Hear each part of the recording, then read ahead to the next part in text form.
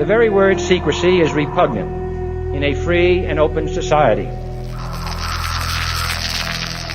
And we are, as a people, inherently and historically opposed to secret societies, to secret oaths, and to secret proceedings.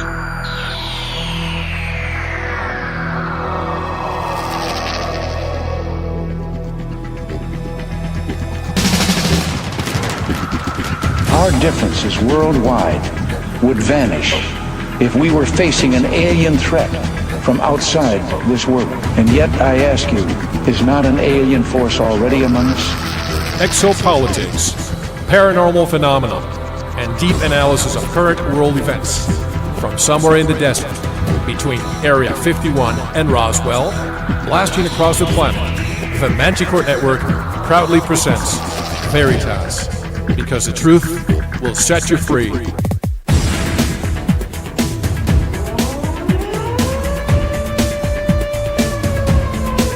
Headline edition, July 8, 1947. The Army Air Forces has announced that a flying disc has been found and is now in the possession of the Army. It was too fast to be an airplane. I think it's time to open the books on the question of government investigations of UFOs. We ought to do it really because it's right. We ought to do it because the American people, quite frankly, can handle the truth. And we ought to do it because it's the law. Be skeptical. Do be as skeptical as you want, but by all, don't close your mind.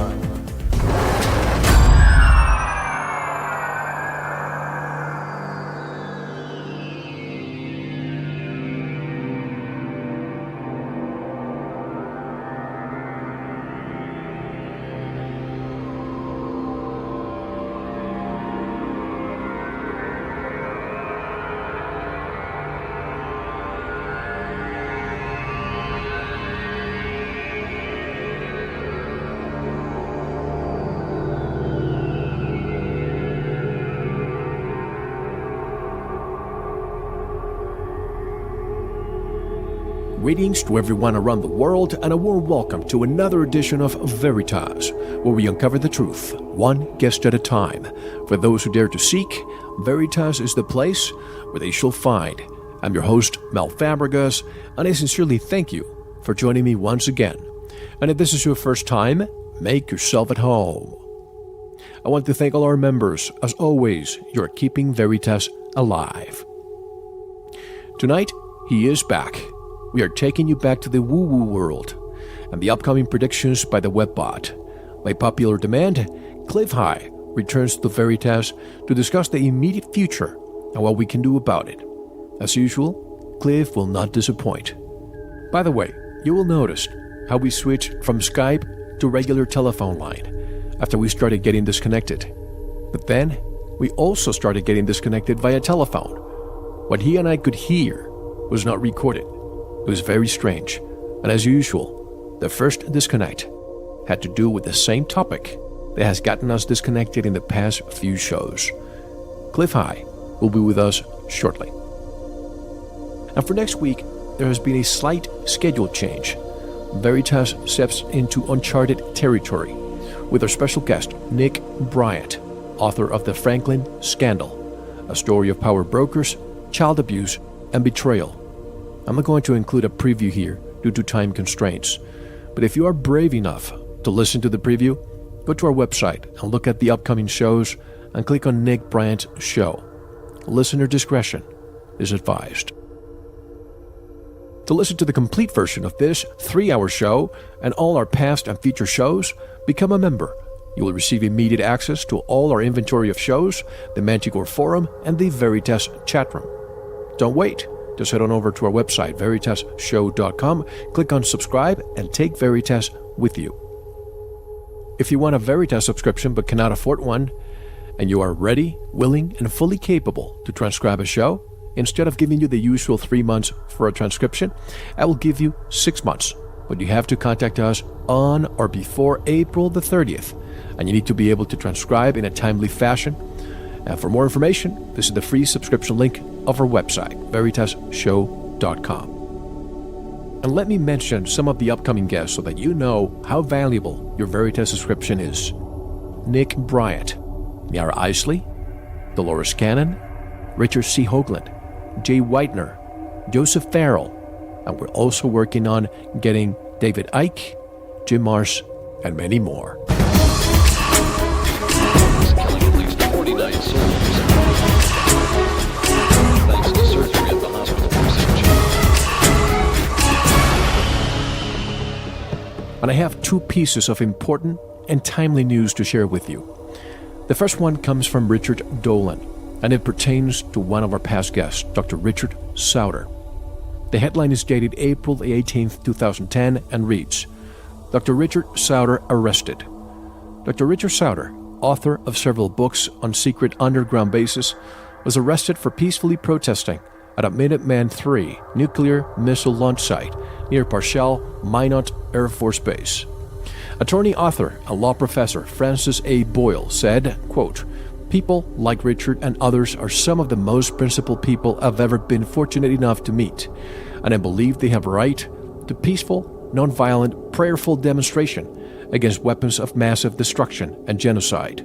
The future of humanity is at stake here, and Richard and those like Richard out there are trying to do something." Unquote. Dr. Sauter, an affiliate of the White Rose movement, explains his protest in detail in his Minot Manifesto, North Dakota, April 2010. In his most recent book, The Richard Sauter Briefing, he describes the global situation and the immediate challenges for humanity. The central reality of these early 21st century times is the total certainty of imminent, massive, deep-rooted change in every sphere of reality that is meaningful to the human race. Unquote. Earlier this year, Dr. Sauter also published Hidden in Plain Sight, Beyond the X-Files, which details his latest research into the existence of clandestine underground and undersea bases. Please support Richard and his quest for peaceful change. Report about him, his activities, and research, and circulate this message as widely as possible. Richard is being held without bail, and his court date is scheduled in 30 days. I hope Richard is freed very soon. I remember his last words during our show. He said to never use violence because that is the game the powers that be want us to play. Peaceful revolution is what he advocates. And as I'm preparing for this show, right at the last moment, I received an important message. It originates from David Sarita, another Veritas guest. I don't want to sound as if I'm fear-mongering, but I respect David Sarita's research and deemed it important to share with you. The message has links at our forum with images for you to see and draw your own conclusions. In the meantime, let me summarize the key points. Quote, "There is a huge solar sunspot activity coming towards us right now in less than a week. I have matched all of the recent earthquakes from American Samoa, tsunami, Haiti, Chile, and more to even less sunspot activity than is currently approaching us. Even more shocking, I have matched Hurricane Floyd, Katrina, and even the huge tsunami of December 26, 2004. He refers us to an image that's on our website of the sun 10 minutes before the 9.4 2004 Indian Ocean earthquake, which was an undersea megathrust earthquake that occurred on December 26, 2004. And he also refers to a NASA solar camera showing the huge eruption on the sun 10 minutes before the 9.3 earthquake, and also includes more images a few minutes later. The point is, the coming solar sunspot coming towards us is so massive, we may be in danger unless by using the power of the Coast to Coast AM Millions audience, we can change this. Obviously, this message was intended for Coast to Coast, but we can also do our part here with Veritas listeners. Here's the image of the sun today. He's providing another image.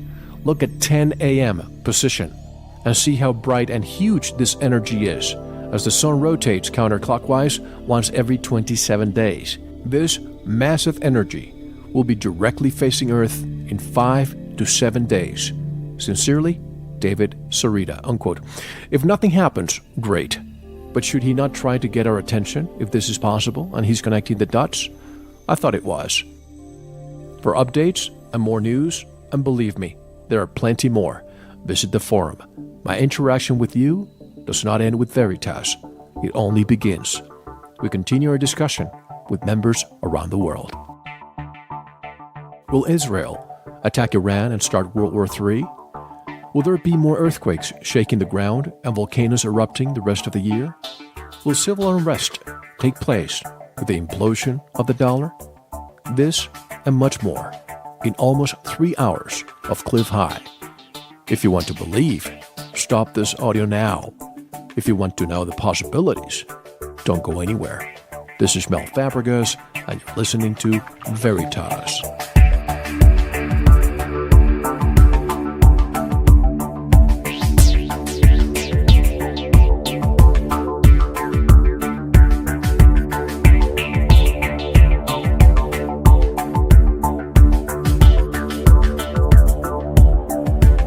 Most of the great music you hear right here on the Veritas Show is supplied by the independent artists from Jamendo.com.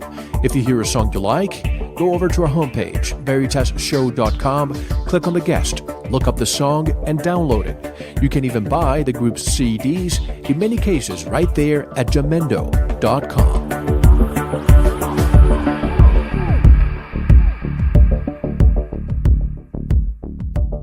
This is Dr. Richard Sauter, and you are listening to Veritas.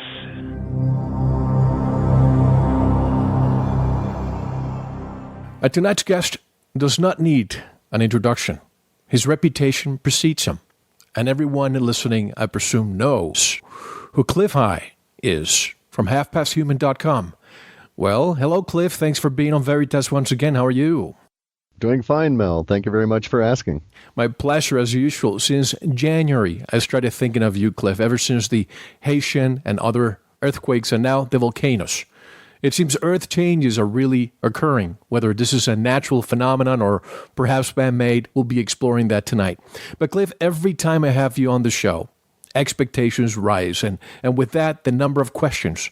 And since I'm simply a bridge between the audience and you, I want you to know, and to everybody listening, that I will probably sound, and I'm going to be speaking faster than usual, and we'll get right to the point. I know that's the way you like it. So let's start with the questions, Clif. Okay, guy. We'll just jump right through them there, yeah. Exactly. So you won't have a problem with that. So you ready? Sure, I'm good to go anytime. I've got coffee here, so I'll suck up some and we can start. Sure, let's go for it. Does the Alta data indicate massive citizen Rex 84 internment camps, roundup activity in the U.S., and will the internment camps in the U.S. be activated? No, our data doesn't show that. Whether that's the plan or not appears to be immaterial, because if it's the plan, other events will certainly overtake it and make it moot. Okay. Does the Alta data indicate massive release of prisoners across the U.S. after the dollar money system collapse/fails because of lack of money to purchase food for the prisoners? Will prisoners die in prison? For administrative costs, yes, it does. It does so indicate, and administrative costs in general are going to squeeze the whole system. You'll see the first component of it that will fail will be the commercial prisons. Meaning the ones that are subcontracted. The totally corporate-owned, exactly, subcontractors to various states and so forth. They live on a very small margin, excuse me, and that margin's going to basically disappear, and they'll be forced to shut down. And are those prisoners going to be released, or are they going to be transferred to state and federal prisons? I imagine it's a combination of both. It'll never be quite so clear as they'll just open up the doors, but there will be some response by government as they attempt to control the situation. They'll have to take some of these people back. There will undoubtedly be a reshuffling. This is part of the same broader social movement that is leading to the total legalization of drugs across the U.S. that we'll see, because they'll have to decriminalize a whole class of criminal activity at the moment, just because the society can no longer afford to keep nearly 1.4% of the populace in jail. Starting with marijuana. I mean, we heard it today in the news. Correct. Now, the question is it going to come to a point, will prisoners, the ones who would not be released, die in prison because there won't be enough money to feed them? We don't see that in our data specifically, so if it's going to come up, it would be in such chaotic circumstances that it wouldn't rise in visibility to the point where it would make the main news. Does that make sense? Yes. Now, from your website post entitled The Word, is the elusive word freedom? No, the word is not in our particular language. We're seeking it's called a word in the sense that it is referred to as being sung. And let me back up. In examining L. Austin Waddell's work relative to the Sumerian language and cuneiform in general, which leads us to Phoenician, which has a branch that goes over to pre-Vedic Sanskrit, there are a couple of documents that have always intrigued me, and I've reread these in light of his input on how to accurately translate some of these words. Such as Gilgamesh. You really need to reread that with his translation in mind as well, because it clearly goes into genetic engineering of the main participants. However, I digress. The word is actually referenced in a Sumerian text, or cuneiform text. Who owned it, who wrote it is immaterial. It predates Hebrew by about 4,000 years, and in a pre-Vedic Sanskrit. And what they refer to is a sound which could be sung by humans that disrupted the mind projection or frequency projection that placed a glamorous, bear in mind the word glamorous actually means magic, shield on human minds such that they would not recognize the, quote, visitors for what they really were and saw them in human form. This word is also capable of being created by what is described in two words as a bronze device. I don't think it means a bronze tuning fork. I don't think it means a bronze reed, but I could be quite wrong on that. It appears to contain a specific frequency. So it's not in English. It's not, the name of God in any language or anything that we're aware of along those lines. And in one of the texts, it actually talks about, we can't write this down because if we do, they'll be sure and find it and tear up this document. And so you're going to have to find it, but there is a specific frequency. And it actually talks about that in the Sanskrit, by the way. It talks about modulation, frequency, and amplitude. I'm very interested in the frequencies, 420, 428. Do you happen to know which number, frequency-wise, hertz-wise? I have no idea. If I did, we could, start actually playing with the device, right, or with the sound. The way it was described in one of the ancillary pre-Vedic Sanskrit descriptions of a battle was that a particular group of individuals had been trained by this leader. It wasn't described as a king or a rebel or anything. They just said basically the head man. This group of individuals, which numbered 9, went out and sung the word from the top of a hill across a battlefield where there was some level of fog below. As the fog clears, there's a metaphor involved in this as well. The fog cleared from the minds of their enemies, who turned to face their leaders to discover they were big lizards. And they basically all said, what the, and turned on the lizards and hacked them to bits, and then everybody sat down for lunch. You mean reptilians? Correct. Huh. Speaking of Sumeria and the Sumerian tablets, do you ever follow Zecharia Sitchin's work? Yes, I do. Do you lend credence to what he says about Nibiru, 2012, etc.? No. Okay. Now, by the way, Cliff, I will start using the phrase, do you see? And I really mean with that, does the alta indicate? Okay? Sure, I understand. Do you see loss of electricity and water from commercial plants across the U.S. because of money collapse? Yes, there as well as in the Terra entity. There will be shifts that are already occurring, and let's quickly reference the explosion in the oil rig there. There are shifts that are occurring subsurface that will cause water shortages because whole aquifers will disappear. This will be concurrent with what's going on. The oil rig, for instance, the one that just exploded, had just set a record of drilling a hole down 35,000 feet into the planet, the deepest deep well for this purpose ever. And, of course, then they blow up because all of their pressure gauges or pressure valves failed on the way up. So they encountered something of a tremendous pressure that just totally overwhelmed the ability of the tubing to contain it and thus caused the explosion. So I'm thinking that maybe they were actually unlucky in timing and what they were attempting to achieve and drilling too deep in a time when they should not have. We've got the planet actually literally bulging in a scientifically measurable fashion, and it relieved some of the bulging when that volcano blew. So something is clearly up at a lower level that is also going to end up in our Terra entity. It ends up showing up as the aquifer as being disrupted en masse for large areas. And this reminds me of one of the largest aquifers in South America. And I heard you mention this in the last couple of days. Everybody remembers 2 years ago when the Bush family, through Jenna Bush, the daughter of Bush 43, purchased the land in Paraguay. Why do you think that really happened? I don't answer why questions. That's that right. Goes to intent. I can speculate, and that's all it would be. If you want to know, somebody should knock on the door and say, okay, what's up? Okay. Do you see volcano activity in the contiguous United States, Yellowstone, Mount Rainier, etc.? We have volcano activity. Within our data, it's very difficult to be specific with the geography because geography is like the fourth or fifth most discussed or most populous area of data flowing in, and so we have a tendency to discount it. The issue really should be rephrased. Do we see impacts on the North American continent from volcanic activity, whether it originates here or not? We don't see Yellowstone in our data being a significant issue for the foreseeable future. It just does not register. It just doesn't show up. There's some indications of volcanic problems for the U.S., but it could be that they're actually going to come from Kamchatka, from Russian volcanoes that will cause huge ash problems for us.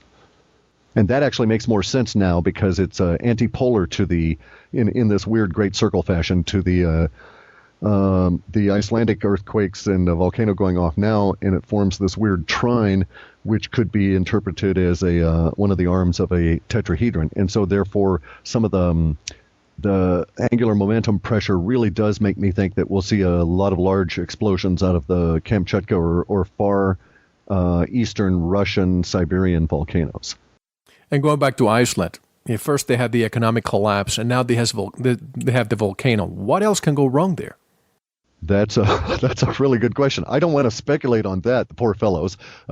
Actually, Iceland, once all of the ash and stuff settles down, at least will be able to feed themselves by the little tiny good benefit of the volcanoes, because the volcanoes do have a curious property with all the earthquakes and so forth of causing this upwelling that occurs between Iceland and the Faroe Islands. And so the fish population and also the bird population should increase based on the food chain there. Unfortunately, we note that this volcano went off previously in the 1700s, coincident to and caused a famine, which led to the French Revolution and all of that kind of chaos. And it's blowing in the same wind patterns. It's part of the same.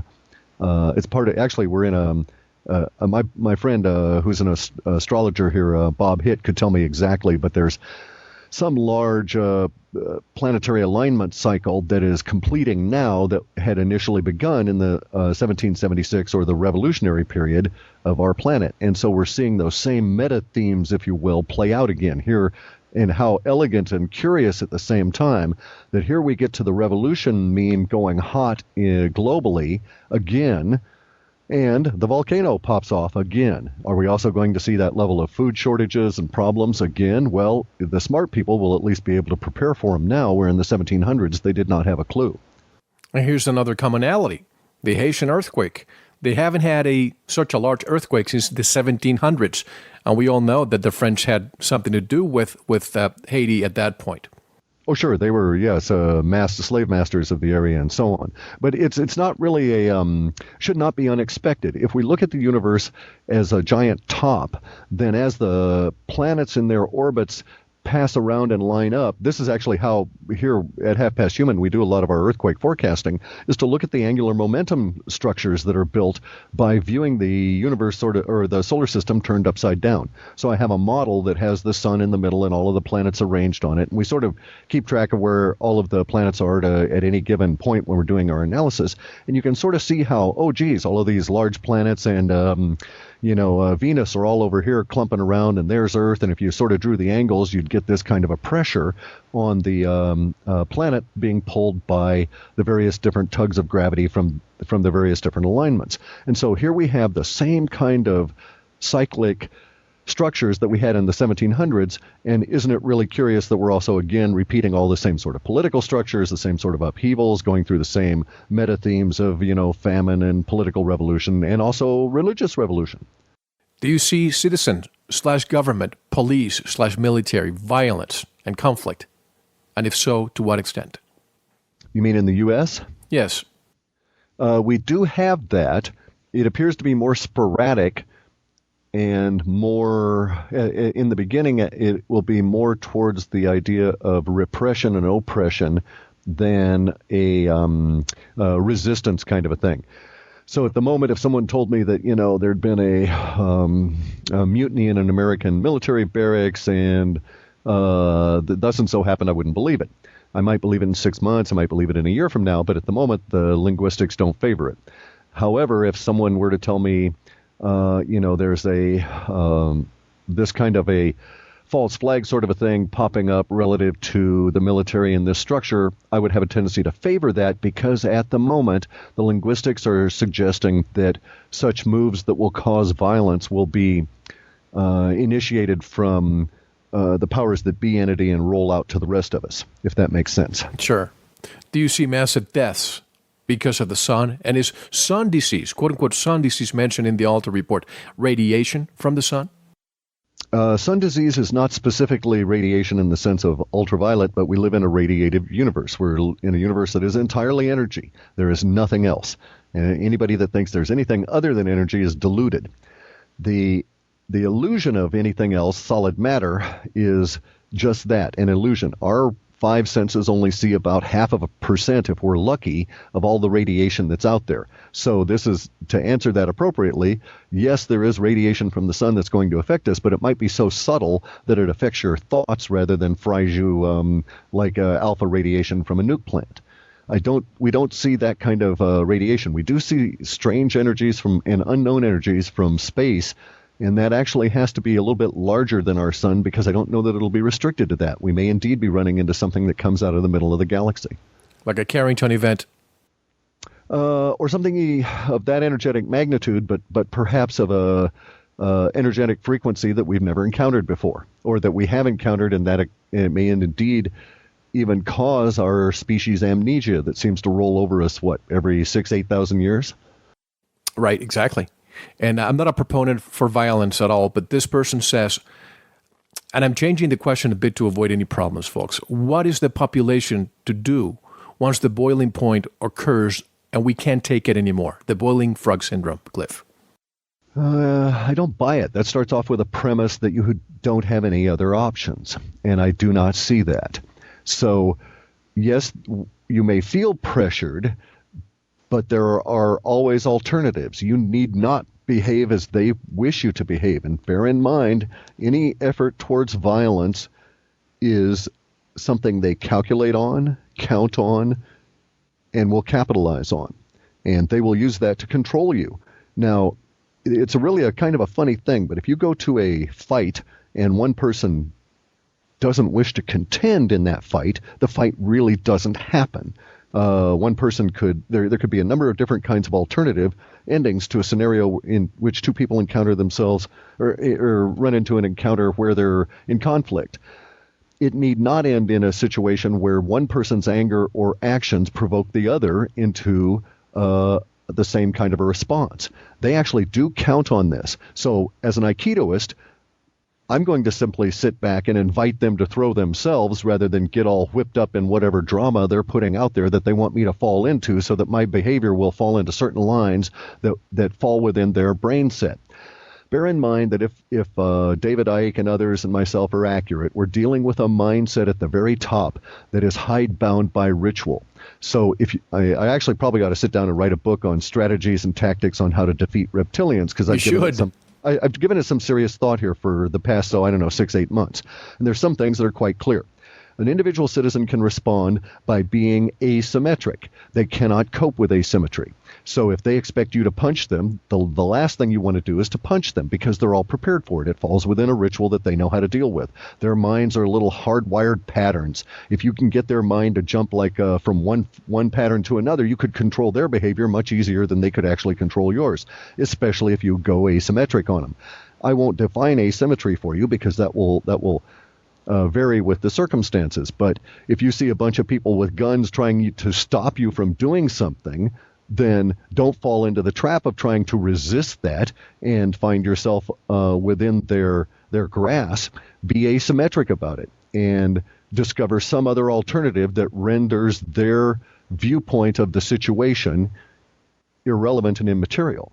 In Aikido, that's very easy to do. It's very difficult to describe, but in an attack, if you're standing in what we call rondori and there's a bunch of people attacking you as fast as they can, you get into a flow where you give in to what is known as the Aiki feeling, and that is to say that you really go with the flow of the universe and you see things at an energetic level, and you're able to reach out and find someone's energy and just push them ever so slightly that way. You need not try and hit them with your fist in order to stop the attack, and in fact, that rarely ever works. In those fights I've actually been in, they end very rapidly as soon as you pick someone up and throw them to the ground. Or actually what you do is you present a set of circumstances and invite them to throw themselves. And that's what I'm attempting to do with the powers that be at the moment. I have no intention of inviting the very top to understand that we're coming to get them. The nature of their mind, we will use it against them. We're abhorred by it, but we're not so disgusted that we can't deal with it, and we're inviting them to throw themselves because we know they can't roll.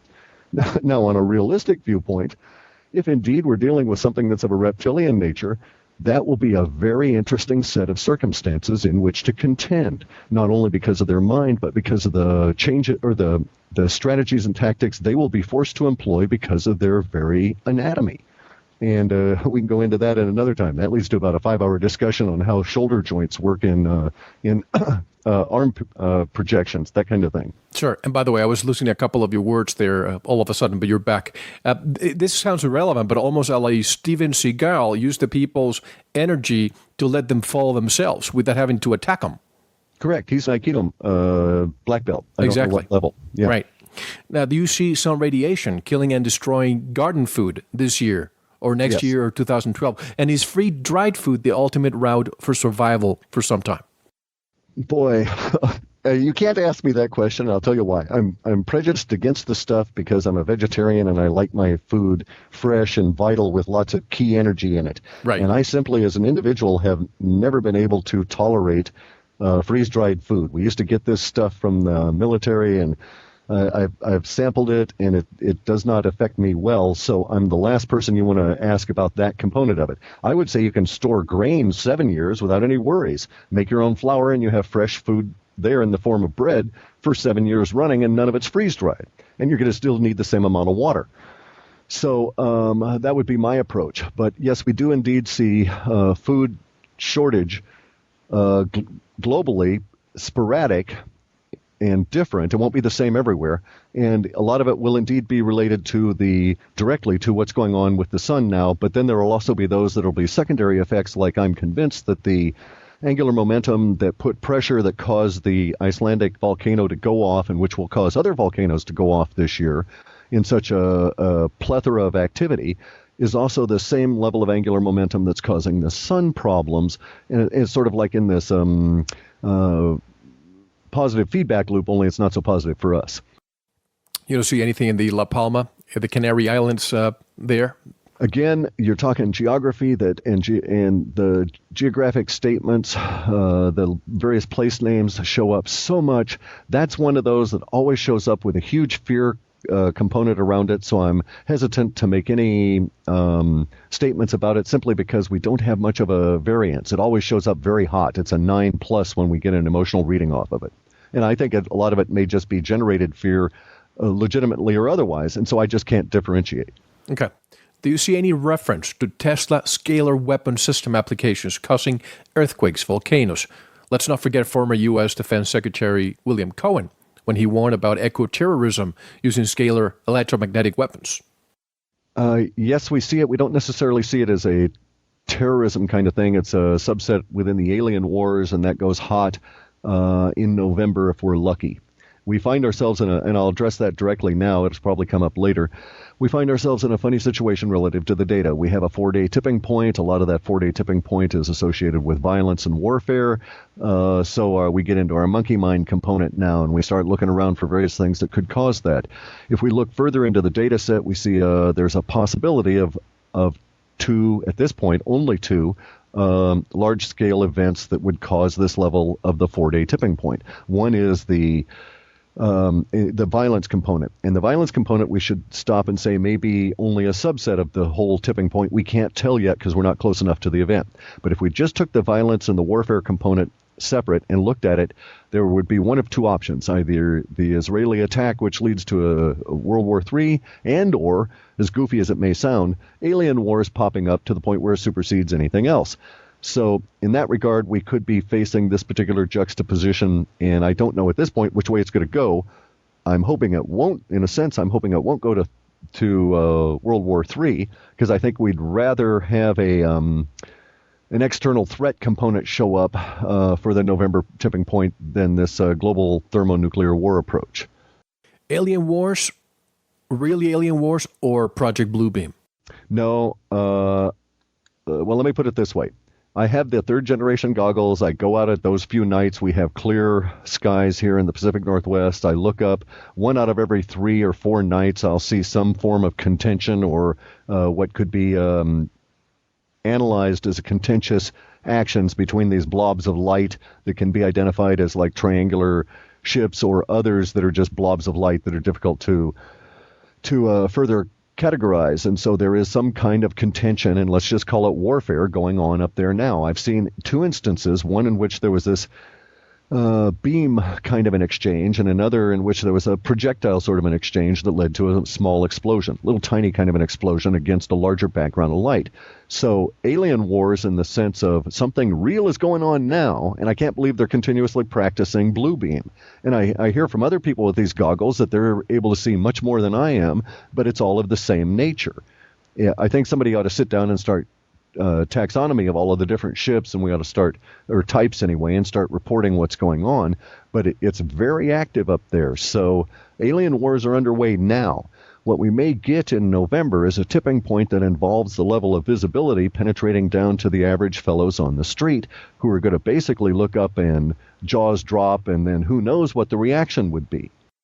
And by the way, folks, I spent a couple of nights with Ed Grimsley, sky watching in Nevada a few weeks ago. And although I'm not going to come out and say that I saw a UFO because I can't prove it and my word is not enough, I did see many of these Delta craft going by really fast. And you could not see them with your naked eye. And like you said, Delta shade just flying all over the place.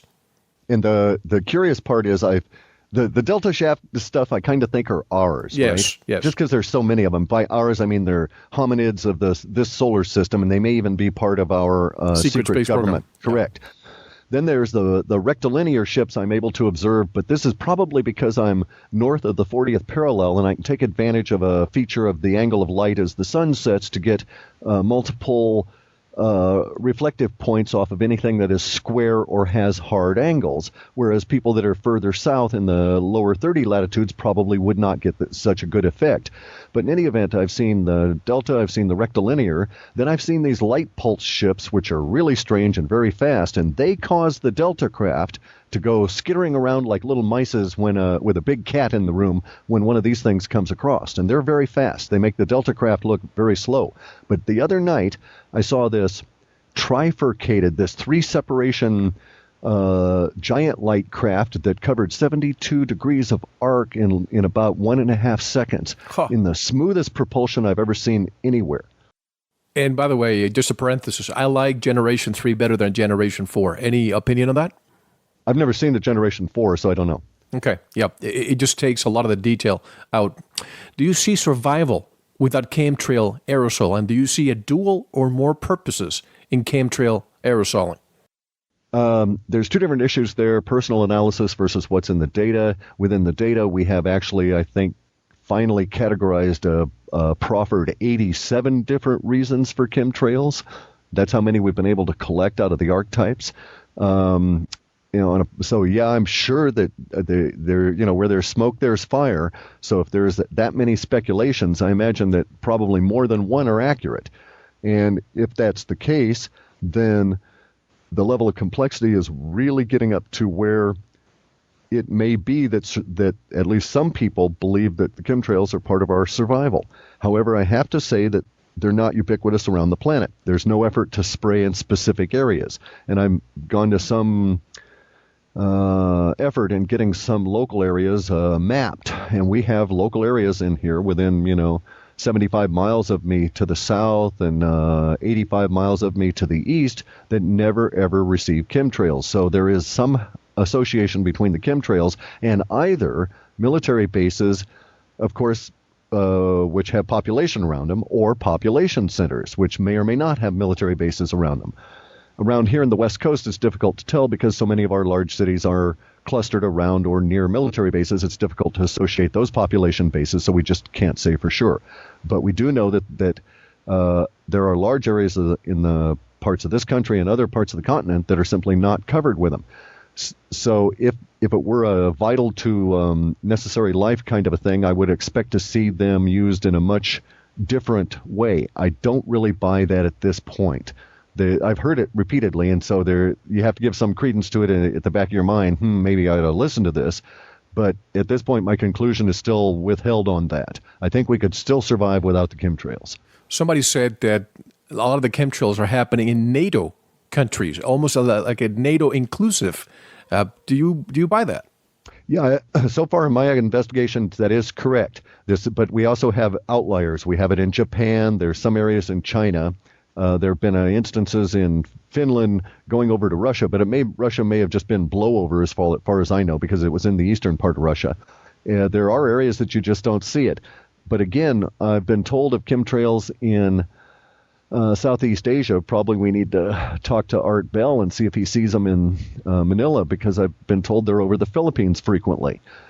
I don't know that to be true or not, but I do know that from friends in Japan that they've got them over there. Do you see any indication that outside, quote-unquote, outside animals are dying at a higher rate? Yes.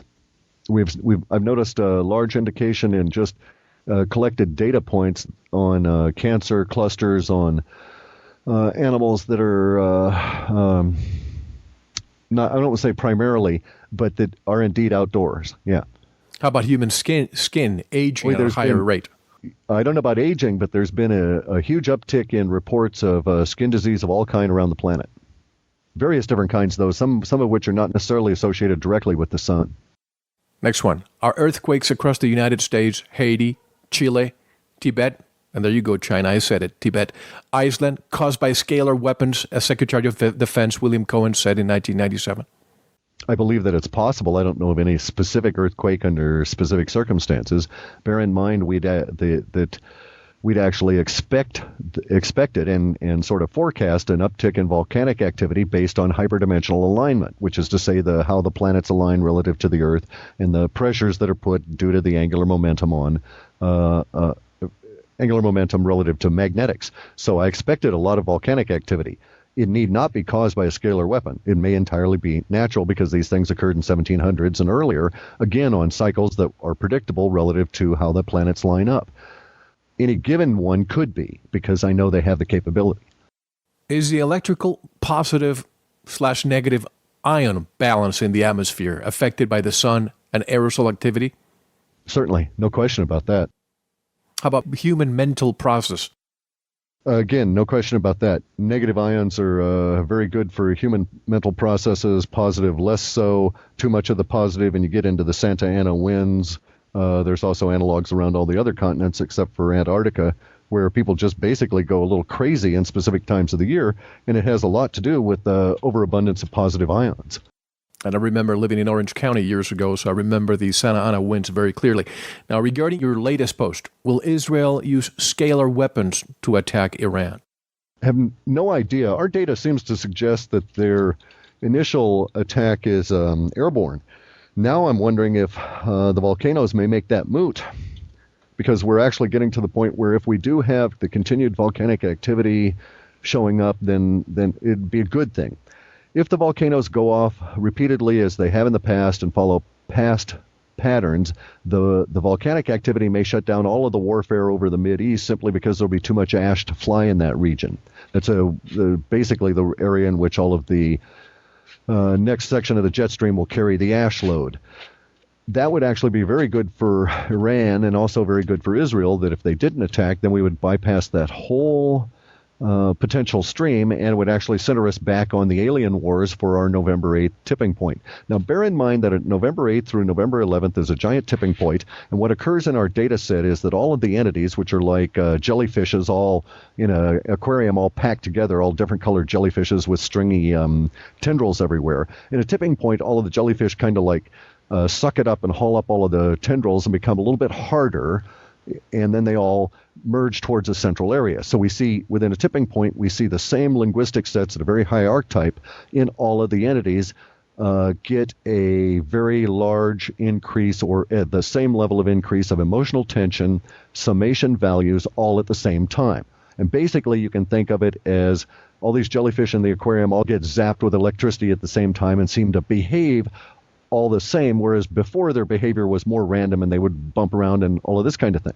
So the tipping point, we have a linguistic subset that centers in on warfare, but it's not the only thing in there. We also have around that time, in October and so forth, we have the results of the currency debacles that will continue through summer. And that is going to be huge relative to the long-term emotions. It may be that our tipping point is something a little bit larger than warfare per se. It may be that it's the total infrastructure collapse, which triggers the idea from the powers that be, oh, well, we might as well have our war now that the whole infrastructure has collapsed economically and the cat's out of the bag. Make sense? Yes, it does. And by the way, speaking of the Iceland volcano, many people from the UK wrote to me when the airspace was closed, and they were saying they could not believe how beautiful skies they were having because there weren't any chemtrails. Yes. The absence of evidence and all of that. It's like, Exactly. Now, that brings me to your latest website post, Wolf and the Other Blitzers. I have been pondering this scenario for a long time. Many people don't know that the Zionists, which doesn't mean Jews, folks, had a lot to do with the Nazis and the massacre of millions. They were sacrificial lambs. So you see these Zionists again, this time using the entire population of Israel to push forward their final plan? Let's spend some time here because it's critical. Sure. Let's examine the fact that, again, the Zionists, if you want to just look at it from this really woo-woo perspective, and we're in the Wujo now, and in the Wujo we practice woo-woo-do, where we examine all these possibilities, and like educated individuals, we will examine and twist the idea, poke it, gnaw on it, and see how it responds without necessarily having to accept it, or accept all of it. So let's examine the idea first that the Zionists may at their ultimate level be controlled once again by these reptilians. One thing that's really clear about the reptilian mind is that it is ritual bound. Reptiles cannot help it. They can't step outside of their ritual if they tried. So it makes sense then in a fractal universe at a macro level that once again they're going to step in the same kind of patterns to attempt to achieve the same kind of ends, even if it's at a larger level. Then we can ask ourselves, is there support for the idea of using a population base as a sacrificial offering, if you will, in order to get certain things to occur in the past in history? And if so, does the size of the population base and the sacrifice increase over time such that it would lead us to the proposition at the moment that a whole country would be offered? And sure enough, if anybody's astute enough to go and look at history and go back and follow previous Holocausts prior to the World War II advent and prior to the Zionists then offering up their Jewish and Gypsy Romanesque peoples as sacrifice, you find that the same pattern existed in Armenia, and go back and back and back, and you'll find that the population base that is offered up always increases in size. Then you can actually get really twisted here, and you say, what would cause that increase? Well, a really twisted way of looking at it is that there's a larger populations of these fear-feeding, blood-sucking lizards, and they need a larger sacrifice each and every time. It's just incredible. And that in a nutshell, gives you a strange woo-woo version of why the whole state of Israel exists, why it was stuck there in 1947, why they allowed it to fester in a situation where it should never have been placed there to begin with, causing all of this tension and conflict, and why the people there are not peace-loving, peace-seeking individuals. Cliff, you there? Cliff? Whenever we talk about this subject, Cliff, you there? Hello? Cliff? I'm here. Okay, so whenever we start talking about the subject of Israel, something happens with our communication. Can you hear me okay now? Yes, I can hear you. Okay, I lost you. Where did I drop out? You dropped out when you were talking about putting the Israelis in that portion of land in the Middle East. Okay. This is part of a macro pattern, as I was stating. So, yes, I do see support for this continuation of the use of this pattern by the Zionists. Bear in mind, the Zionists were also the financiers of the Bolshevik Revolution and directed and fed all the way up through Stalin, and it doesn't matter. Any dictator you care to name, any weird politico is probably deep in with these people. The Zionist is either a tool of them or they're being used by them as a tool. And all of it goes back up a pyramid to some non-human controller, central power authority of some kind. And again, we note the extensive use of ritual everywhere. Ritual minds are those minds that like the same pathway and predictability. Again, it's a weakness. Now we're going to go around the world with questions from people all over. This one comes from Australia. Do you see a chemical or biological weapons of mass destruction threat looming? Okay, they've asked about a threat. They probably really care about an actual event, I would think. The threat exists. We find the threat continuously shows up in the archetypes. It's intended to be a threat. It's supposed to cause the fear.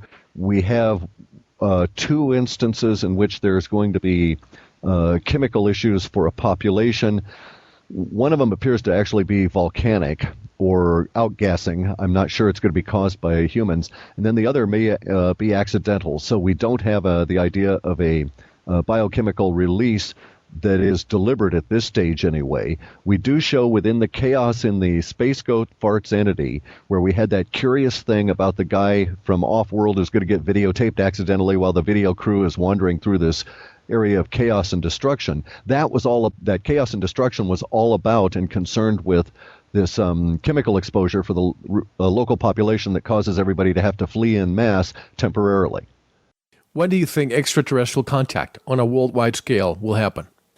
It's happening now on a worldwide scale. Now, it's not everyone on that on the planet, but you yourself will acknowledge, if you have those glasses and look up, contact is happening for you. So you have to define the terms. Are we talking about aliens walking around the street? I don't know. We've got a huge uptick of that kind of language and the level of visibility from November 8th onward, large enough that I'm tempted to almost say it could be central to the tipping point at this stage. We don't have enough data to make that statement absolutely, but it seems to be shading that way. See, to me, what I saw, I felt it was ours. And when I say ours, Earthling, not the United States. You haven't seen the light pulse ships, though. No, I have not. Weird. You know what a drive-in movie theater is? Yes. Okay, so in a drive-in movie theater, imagine this image. You're the only car. It's just dark as can be. You're up at the very last row of the drive-in movie theater, such that your headlight beams, if you turn them on, would illuminate the screen. Sure. These light pulse ships are so weird because what it appears to be is as though a car turns on its headlights and illuminates the screen up in space. We see the screen for a half a second. Just a brief millisecond, not even a moment. And then in the same place ahead of where the car was, where the screen is, the car suddenly jumps to that point and the screen jumps ahead of it and it flashes again. So it is truly an alien method of propulsion. I don't think many humans would have come up with this idea. It's nothing coming. It's as though you create a hole 5 feet away from you and allow that hole to suck you in, and then it disappears and then it recreates 5 feet ahead of you and you don't ever take a step. Right, exactly. Now, will silver outdo gold during the hyperinflation drive? That appears to be the case there as well as deflation, and it appears because the silver seems to have some key component that gold does not relative to the new electrics. At what point, I can't say. We don't have a real time indicator that I would trust. I do know that I wouldn't sell any silver. And this person, of course, being from Australia, asks, is Australia a safe haven during the solar flare storm? Sure looks that way. I say this because of the huge amount of investment being placed there by the powers that be, and one can only imagine they paid for a lot of brains to try and suss out safe places for themselves. And someone I know about, this is another question, someone I know about working for a large company, providing audit and tax advisory services, sells himself completely out of the stock market. He said China is next. A new financial crisis coming in summer. According to him, could not find anything about this regarding China in your latest report. So I was wondering if you have any data on this. Yeah, that's part of the subset of activity that leads to the currency collapses. And actually, see, you've noticed that it started in Greece, and it's going to roll over towards China. And it's yet another form of the credit contraction. We have to shed all of this malinvestment that's been building up and protected for the last 30 or 40 years with the subset of existence of the black ops. We got into a strange global problem economically about 40 or 50 years ago with the success of the shadow world. They kept organizations going. They should have failed due to organic economic conditions, which would have allowed us to recover the resources and move on as a society. And yet we had to keep all these structures going because key components of their world depended on it. And so we were supporting all of these organizations that should have failed. Clif, you're cutting off. Are you there? Clif? Yeah, okay. You Mel, all of a sudden, I lose you. Can you hear me? Yeah, I can hear you. Yeah. All of a sudden, you get cut off. Okay, well, it sounds like the La Violette syndrome. Yeah. Yes. If we continue like this, maybe after the break, we hang up and I call you on the phone. Is that okay? Sure, that'd be fine too. Okay, but let me finish that thought there. The idea is that the currency collapses will affect China. It's going to hit everything. That also leads to the irrelevancy of the Fed sometime this fall, which indicates a huge wave of deflation. And that is something that the powers that be just have no remedy for. It's in the system now, baked in the cake. It has to come out. And deflation, for what reason? Because they've basically the whole planet since the 40s, since the conquering of the planet by the American economic model, has led to the situation of where everybody on the planet as a country and every individual was hooked into this idea of growth über alles, growth forever. Everybody wanted to know on your bottom line, what was your growth factor? How fast were you growing and so on? And we're in a closed system. We're in a petri dish, and it's like we were a giant culture that was killing the middle of the petri dish, eating up and consuming the resources, and then moving out towards the edge. We've reached the edge. We're at a finite resource base, and we've never been a particularly management astute or sustainability astute species. And so we've gotten ourselves in a situation where it all must crash at a giant cyclical level, taking down all of the economy at all levels in order that we might reconstitute ourselves. Now, will it all happen as a giant big building kind of a crash, or is it more of a crumble of sand dune in which the sand is constantly rearranging itself? I'm hoping for the latter and assuming that that's going to be the case because universe is self-correcting. And so there are smart people out there doing smart things at the moment that are going to take us away from the current state of affairs. But we'll never solve any of the problems that we have economically or socially using the same level of thinking that got us here, and that thinking's been imposed by our education system the last 40 or 50 years. So it will all crash totally. And when I was saying deflation, I was being a little bit sarcastic. We all remember I wasn't there, and nor were you, I think, the 1930s and during the Great Depression.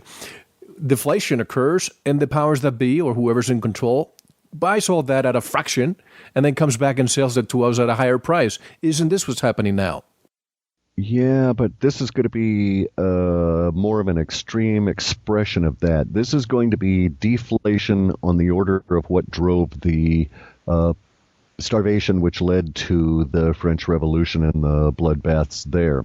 The kind of deflation we're going to run into here is deflation of assets against a currency and paper, which has been created en masse for all these 40 years by the criminal Kabbalists out of Wall Street and the credit card companies and their minions, the Congress critters, and their shepherd or cowboy that herded them all up, whoever was in the White House.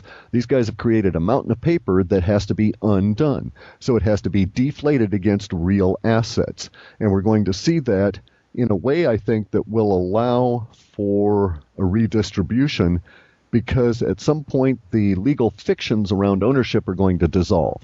So you're correct. It would benefit somebody, deflation benefit somebody if one of the evil Rockefeller clan wanted to go and buy up Montana real cheap if there was deflation. Only now they're going to go to Montana and find out, sure, they can throw money at it in a deflationary viewpoint, but nobody in Montana is going to recognize their legal ownership. They're not going to allow that kind of deed or paper ownership of things anymore. If you're not there to claim it, your and defend it and deal with it, your claim to ownership is rather moot. Possession is, what is it, 2/3 of the law, I believe? Or 9/10 or whatever. 9/10 of the law. In this case, it'll be 100%. Right, exactly. Now, this one, I hope we don't get disconnected again for asking this question. In the last interview with Veritas, Mel conveyed to you the possibility that the Israelis had changed the date for their Iran strike, partially due to the Webbot data. Do the machinations of political and military organizations and their possible use of your data affect your research at all, or is that something you've already compensated for? We had compensated for up to a certain point, and then I tuned the lexicon between the December run and this one in March, and you'll notice I left out big chunks about the powers that be and so on, and I'll allow you to derive your own conclusions from that. What is your assessment that you can safely share with us, the listeners, about the powers that be's posture and possible reaction to your work? Obviously, the information you're putting out has the potential of seriously derailing projects or drawing attention where none is wanted by certain powers and principalities. Is there any possibility that the data gap mentioned in the report could be man-made, or should I say powers that be made? Sure. Oh, yeah, I've considered the possibility that it could be my assassination. And that's why there is no data. And that's potentially very real. At what level? Who knows? Let's not go there. It's an issue of, I've considered that the data gap couldn't be created simply because of the way you have to understand how it existed. The association of a temporal length to a word was done by myself against this vast quantity of words, nearly 300,000 of them back in the mid-90s. So I would run across a word, let's say summons as in a legal sense, and I would assign, just based on my personal gut feeling that a summons was a legal word, it was going to have a long-term effect on you, I would put it into the long-term word categories, which I'd arbitrarily set at being from the 4th month out to the 19th month with an extension out to the 36th month. So at the time that I assigned that, I just did it in such a way that the gap represents a true expression of the data coming through itself rather than an ability of somebody to engineer. In order to engineer the gap, you'd have to eliminate from the internet whole... Yep. You're getting caught off again. Clif, 1, 2, 3. I'm going to have to use the phone route, folks. Be right back. Hello? We can always rely on the good old phone. Hey, don't count on it. I've worked on the phone system and the background on the billing and rating channel and the SS7 code. The phone systems are so open, yeah. Well, let's hope that we can continue. Okay. Where did you stay? I was off on the issue of the data gap. Did you hear the part about the summons? No. Okay, I was saying, here's how the data gap was formed, okay? Back in the early 90s, I started associating emotional tonality, if you will, temporal values and so on, with words. I would choose a word, let's say a word like summons. It's a legal word. It's going to have a long-term impact on your life. So what I did then was to put that within a category that was in the long-term values. So when it came up in an archetype form, then I would associate the long-term data points with that particular word, and that's how we got our temporal associations with all the various different words, 300,000 to start with. And I've tuned it over time. Excuse me. Now, the gap itself is a naturally occurring phenomenon because in order to engineer such a gap, one would have to eliminate all the legal language in 2003 because that would have affected the long-term data from the viewpoint of us in 2003. In 2010, they would have to eliminate all of the far-edge, shorter-term data because that's what is needed to create the gap now. In 2011, in order to create the gap, then you'd have to eliminate all of the short-term and far-edge immediacy values. Does that make sense? So that would be noticeable. Absolutely. We would see large chunks of the data, words, specific words, being gone or replaced on the Internet, and it would be noticeable. So I don't believe it's being engineered. It could be due to any number of natural causes that we just simply can't explain yet. There's all kinds of stuff that appears real goofy at some point in our work here, and later on we get an aha moment out of it. So I'm just not ready to discount some of the more goofy hypotheses. But at the moment, we don't really have an explanation for it. So, considering the valuable intel you provide with your technology, are there any insights you can safely share with the audience on similar technology that, quote-unquote, might be used by the, quote-unquote, opposition government intelligence sources, the powers that be, etc. And if other such forecasts / trend research technology affect each other or the data gathered. It makes sense that there's a non-virtuous cycle going on where trends research stuff affects other people who read it, who then may be sucked into some other trend research and thus sort of like cross-pollinate or pollute the data stream. Our data works at an archetype level specifically so that we could screen this out, because bear in mind we'd initially, way back when, intended to try to make money at it, and so we wanted it to be very accurate relative to a very finite set of words. And so the accuracy was to be paramount in terms of the emotional tone component to it, that is to say the emotional duration, intensity, and so on values. So we get to the situation where the data sets themselves, to a certain point, become self-descriptive. It gets really difficult to deal with it at a software level, and the question becomes even more complex once you start getting into the details.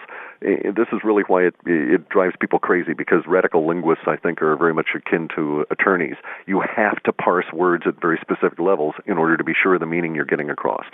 And I kind of hate to be like that, but ever since I read Buckminster Fuller, I can't help myself. That's why your wife says that you behave like an attorney sometimes, parsing her words, right? Correct. And that's why I've learned to duck very well.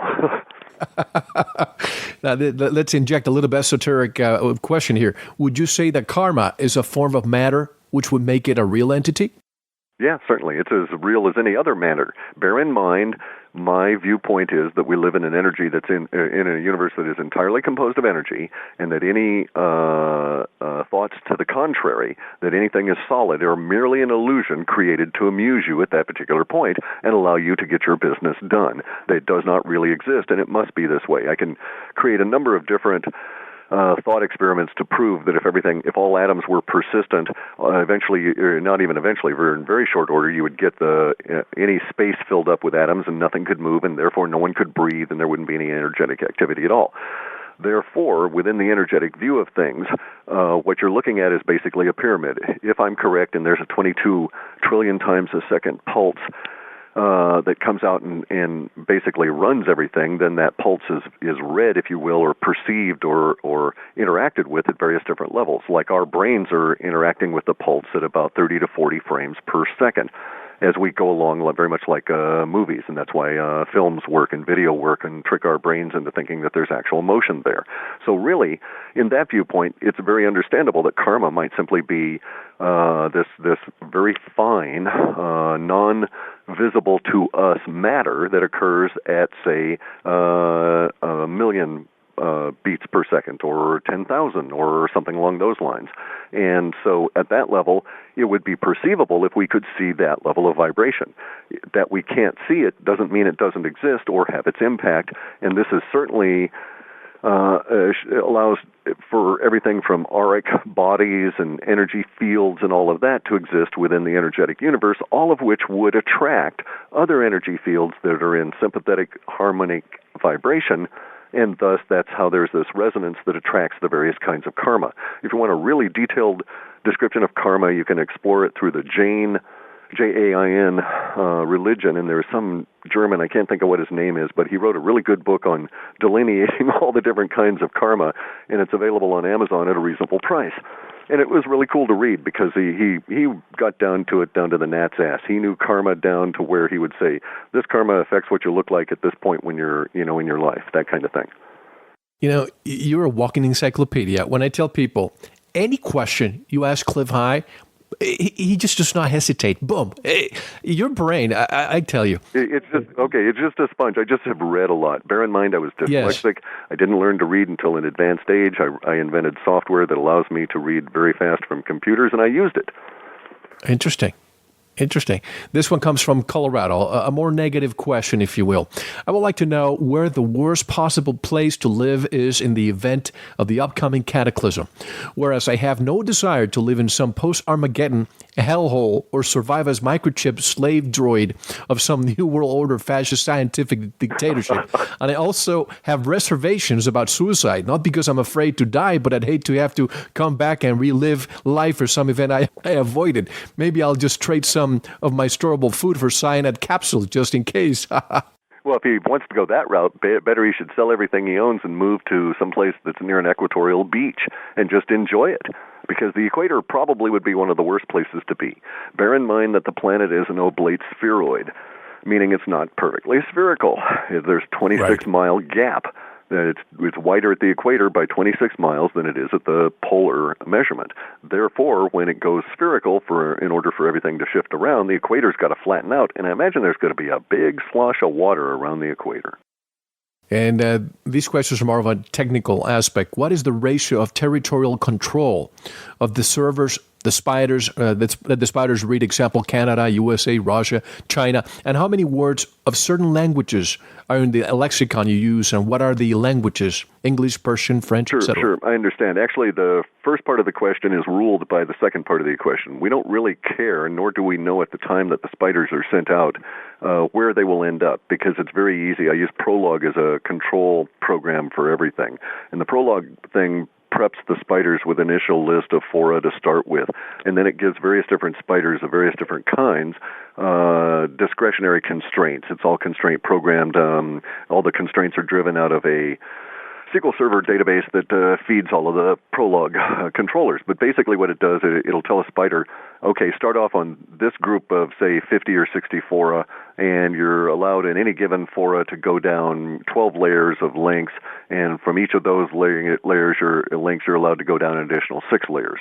And where the links are is where it takes the spiders. So it's indeterminate from our viewpoint. We just don't know where they're going to go. It could send it to a Russian fora, but it could instantly discover a link to an English violin manufacturing company and go off to an English fora, and then from there on, who knows?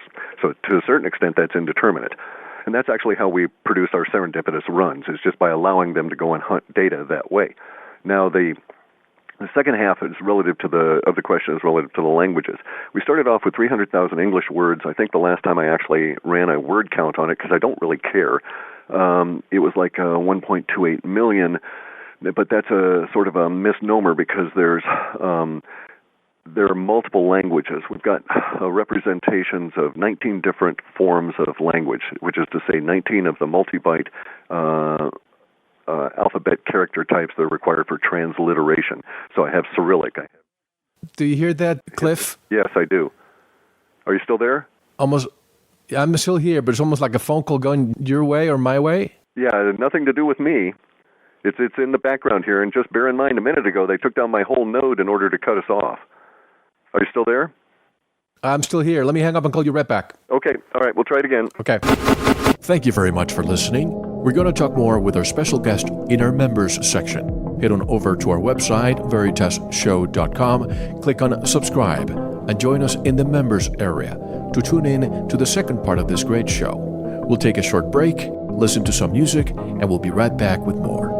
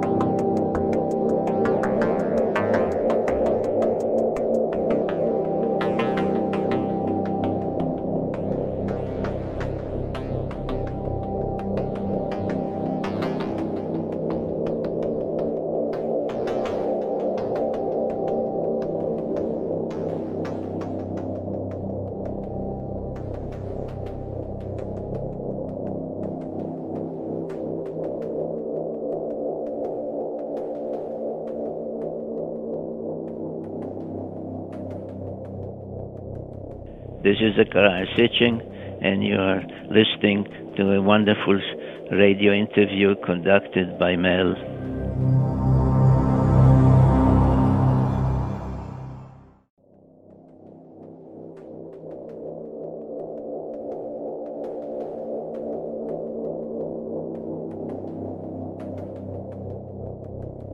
This is Zachariah Sitching, and you are listening to a wonderful radio interview conducted by Mel.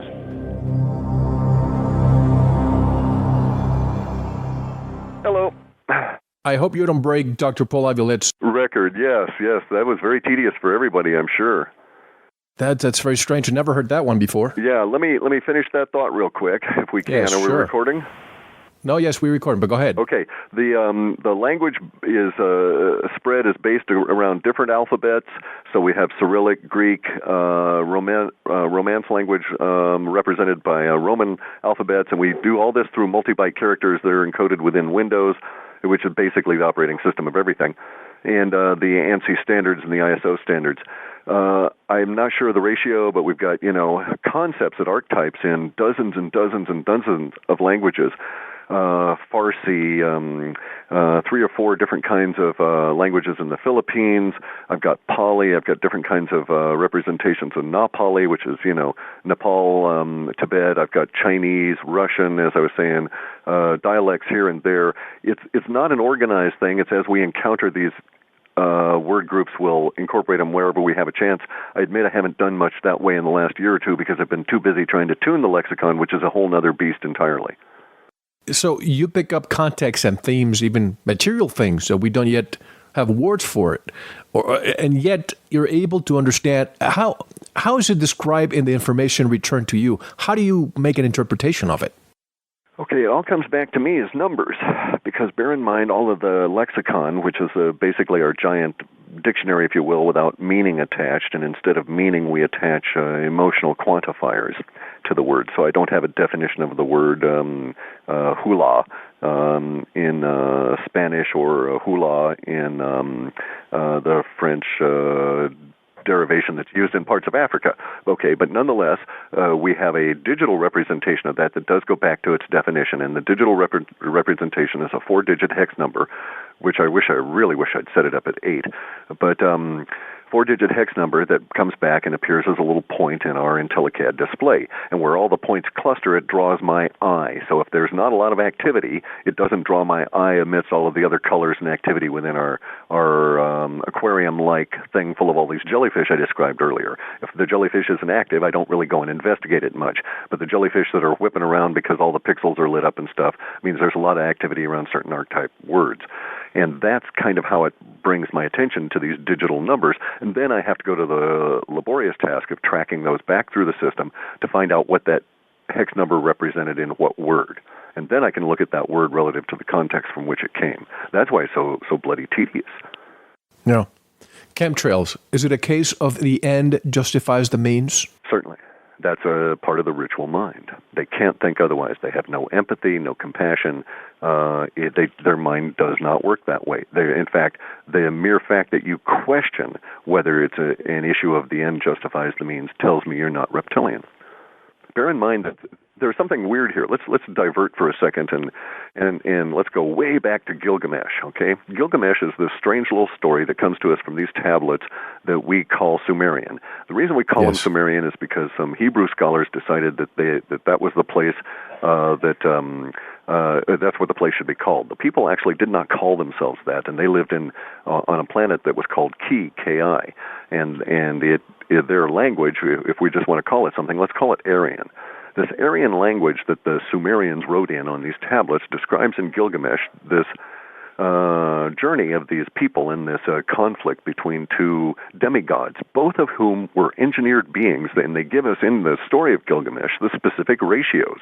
These beings were engineered 2/3 reptile, 1/3 human, as opposed to the native population, which was either 100% human or maybe 10% reptile. In the overseer class, 10 to 15%. The small level of percentage is not detailed, it's just noted as small.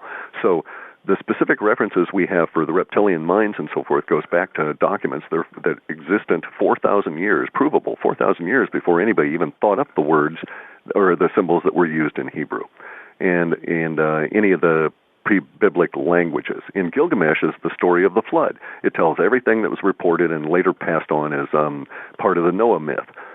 Right. And so all of this stuff predates all of the views that we have of it. And if you go back and read it in the proper way, you find out that it says this particular geneticist who was at the top of his profession created this being and made this being with these particular features. And then throughout the rest of the story, in a very much metaphoric and Semitic fashion, it describes specifically how the brains of these individuals work and how they were ritual bound and so on. So we get to a particular view of these things from a number of different sources. And it's within that ritual that we find both weakness and evidence. And it's really an issue, too, of the boundaries. So, for instance, it would actually surprise me to see any of the Bush clan publicly demonstrate sincerity and compassion. Never seen it online. Never seen any image of it ever. It does not surprise me, for instance, to look at Ratzinger, the Pope of the Catholics, and see that countenance, because as some of the very astute writers of humanity have observed, by the time you're 40, you have the face you deserve. So he's done some terrible things to deserve that face. And he expresses it. Look at the guy, you know? Yeah. That's true. What are the major campaigns that you've... Well, by the way, speaking of royal bloodlines, do you think royal bloodlines are more reptilian than the rest of us? I do believe if we are 10%? Yes, I do believe they're probably within that 10 to 15%. Yes, they certainly believe that themselves. There's no question about it. What are the major campaigns that you feel are disinfo? I've seen a bunch of them relative to in the woo-woo world. I've seen some campaigns to suggest that E.T. is a cuddly little creature. At the same time, we've seen some to suggest that every time you encounter an E.T. of any form, a being not recognizably terrarian in humanity, that you react in a fear mode. So there appears to be that they're doing duality on us, opposition. So if we say one theme, then at the same time we have to bring up its counter theme, because it's probably also being manipulated. Just as there's no such thing as or all Republicans aren't bad and all Democrats aren't bad. They're both all bad. And we have to, if you're trapped believing one side or the other, you're trapped. So in that sense, exactly. In that sense, I look at all of this stuff, the themes that are being presented to us, and I try to find commonality in the stuff coming out. And it's strange, if you can fixate on anything, pick any of the clues you want. Look at some of the symbol sets. So go listen to Jordan Maxwell and some of the Michael Tsarian stuff, and you start noticing, oh, look, how repetitious it is that every public building ever seen in any movie made in the last 20 years has checkerboard pattern floors, or they're all, in all movies, the address always ends in 33 or starts with 11 or something like these. And you'll see the same themes through all of it as they sign their signatures and put forth everything. And it's rather remarkable where all of the themes show up. So basically the disinfo themes, I think, stem from those major archetypes where the end result is control. And the ritual people cannot help but do this. So in other words, I have a real distrust for and a distaste for religions, especially when they come to the imposition of their will on anybody else. And I find it odd now, or not odd, but curious, that a number of woo-woo people are suddenly starting to pop off as their own religious little icon kind of thing, which is yet another form of control. And just today I read about how Glenn Beck has decided he's, the new incarnation of Krishna, and he wants to lead all the faithful to, the new Buddha land one way or another. And it's yet this same repetition over and over and over again. So I'm instantly distrustful of those meta themes that we're seeing repeatedly. And who knows, it may be that indeed there's going to be some kind of a messiah that shows up, and that all these people are simply expressing the that wave before it happens. I mean, universe is quite odd, and I wouldn't put it past it. But at the moment, anything that ends in "I've got the better idea of the planet than you" kind of language instantly raises the hackles on the back of my neck. Yeah, beware of those who claim to have the answers. Now, comment on fluoride and food-water poison in general and the relation to the pineal gland. Can you comment on that? Sure. I don't drink fluoride anything. I'm very careful not to get it in dental products or any of this because it is known to calcify the pineal gland. The pineal gland is one of the oldest constructs. When the body forms, it actually forms out of the upper palate in the embryonic stage, and yet it has all the components of an eye in the sense of rods and cones on it internally. So it's eyeball focused in on itself. And, how cool is that? Is it our eye that's focused back in on universe or back in on our consciousness? And there's any number of chemicals that'll screw with it. And not only fluoride, but things like aspartame and xylitol, any of the condensed and hardened sweeteners are attempting to appeal to that particular part of the palate that's in direct contact still with the pineal gland. And so they want to suck you into getting these chemicals in there repeatedly. So I watch out for that and watch my diet very carefully, and it wouldn't have anything to do with fluoride, but there are, of course, those ways in which they try and intrude on your system, and it may be that they found a better way to do some of that with chemtrails. By the way, you just burst one last bubble I had. I used to chew gum before, but of course now they have NutraSweet and Splenda and all this garbage and poison. Yeah. And recently I went to a health food store and they had a new type of chewing gum that says xylitol. And I thought, oh, great. So here I am chewing the gum, and you just said that that's another poison, isn't it? It's a neurotoxin. It'll kill dogs outright in very small quantities. There's any number of small animals that it is instant death for, and I think, I'm on this planet, dogs, raccoons, these kind of guys are on this planet. Maybe I shouldn't eat the same thing that kills them. Wait a minute. I have it right in front of me.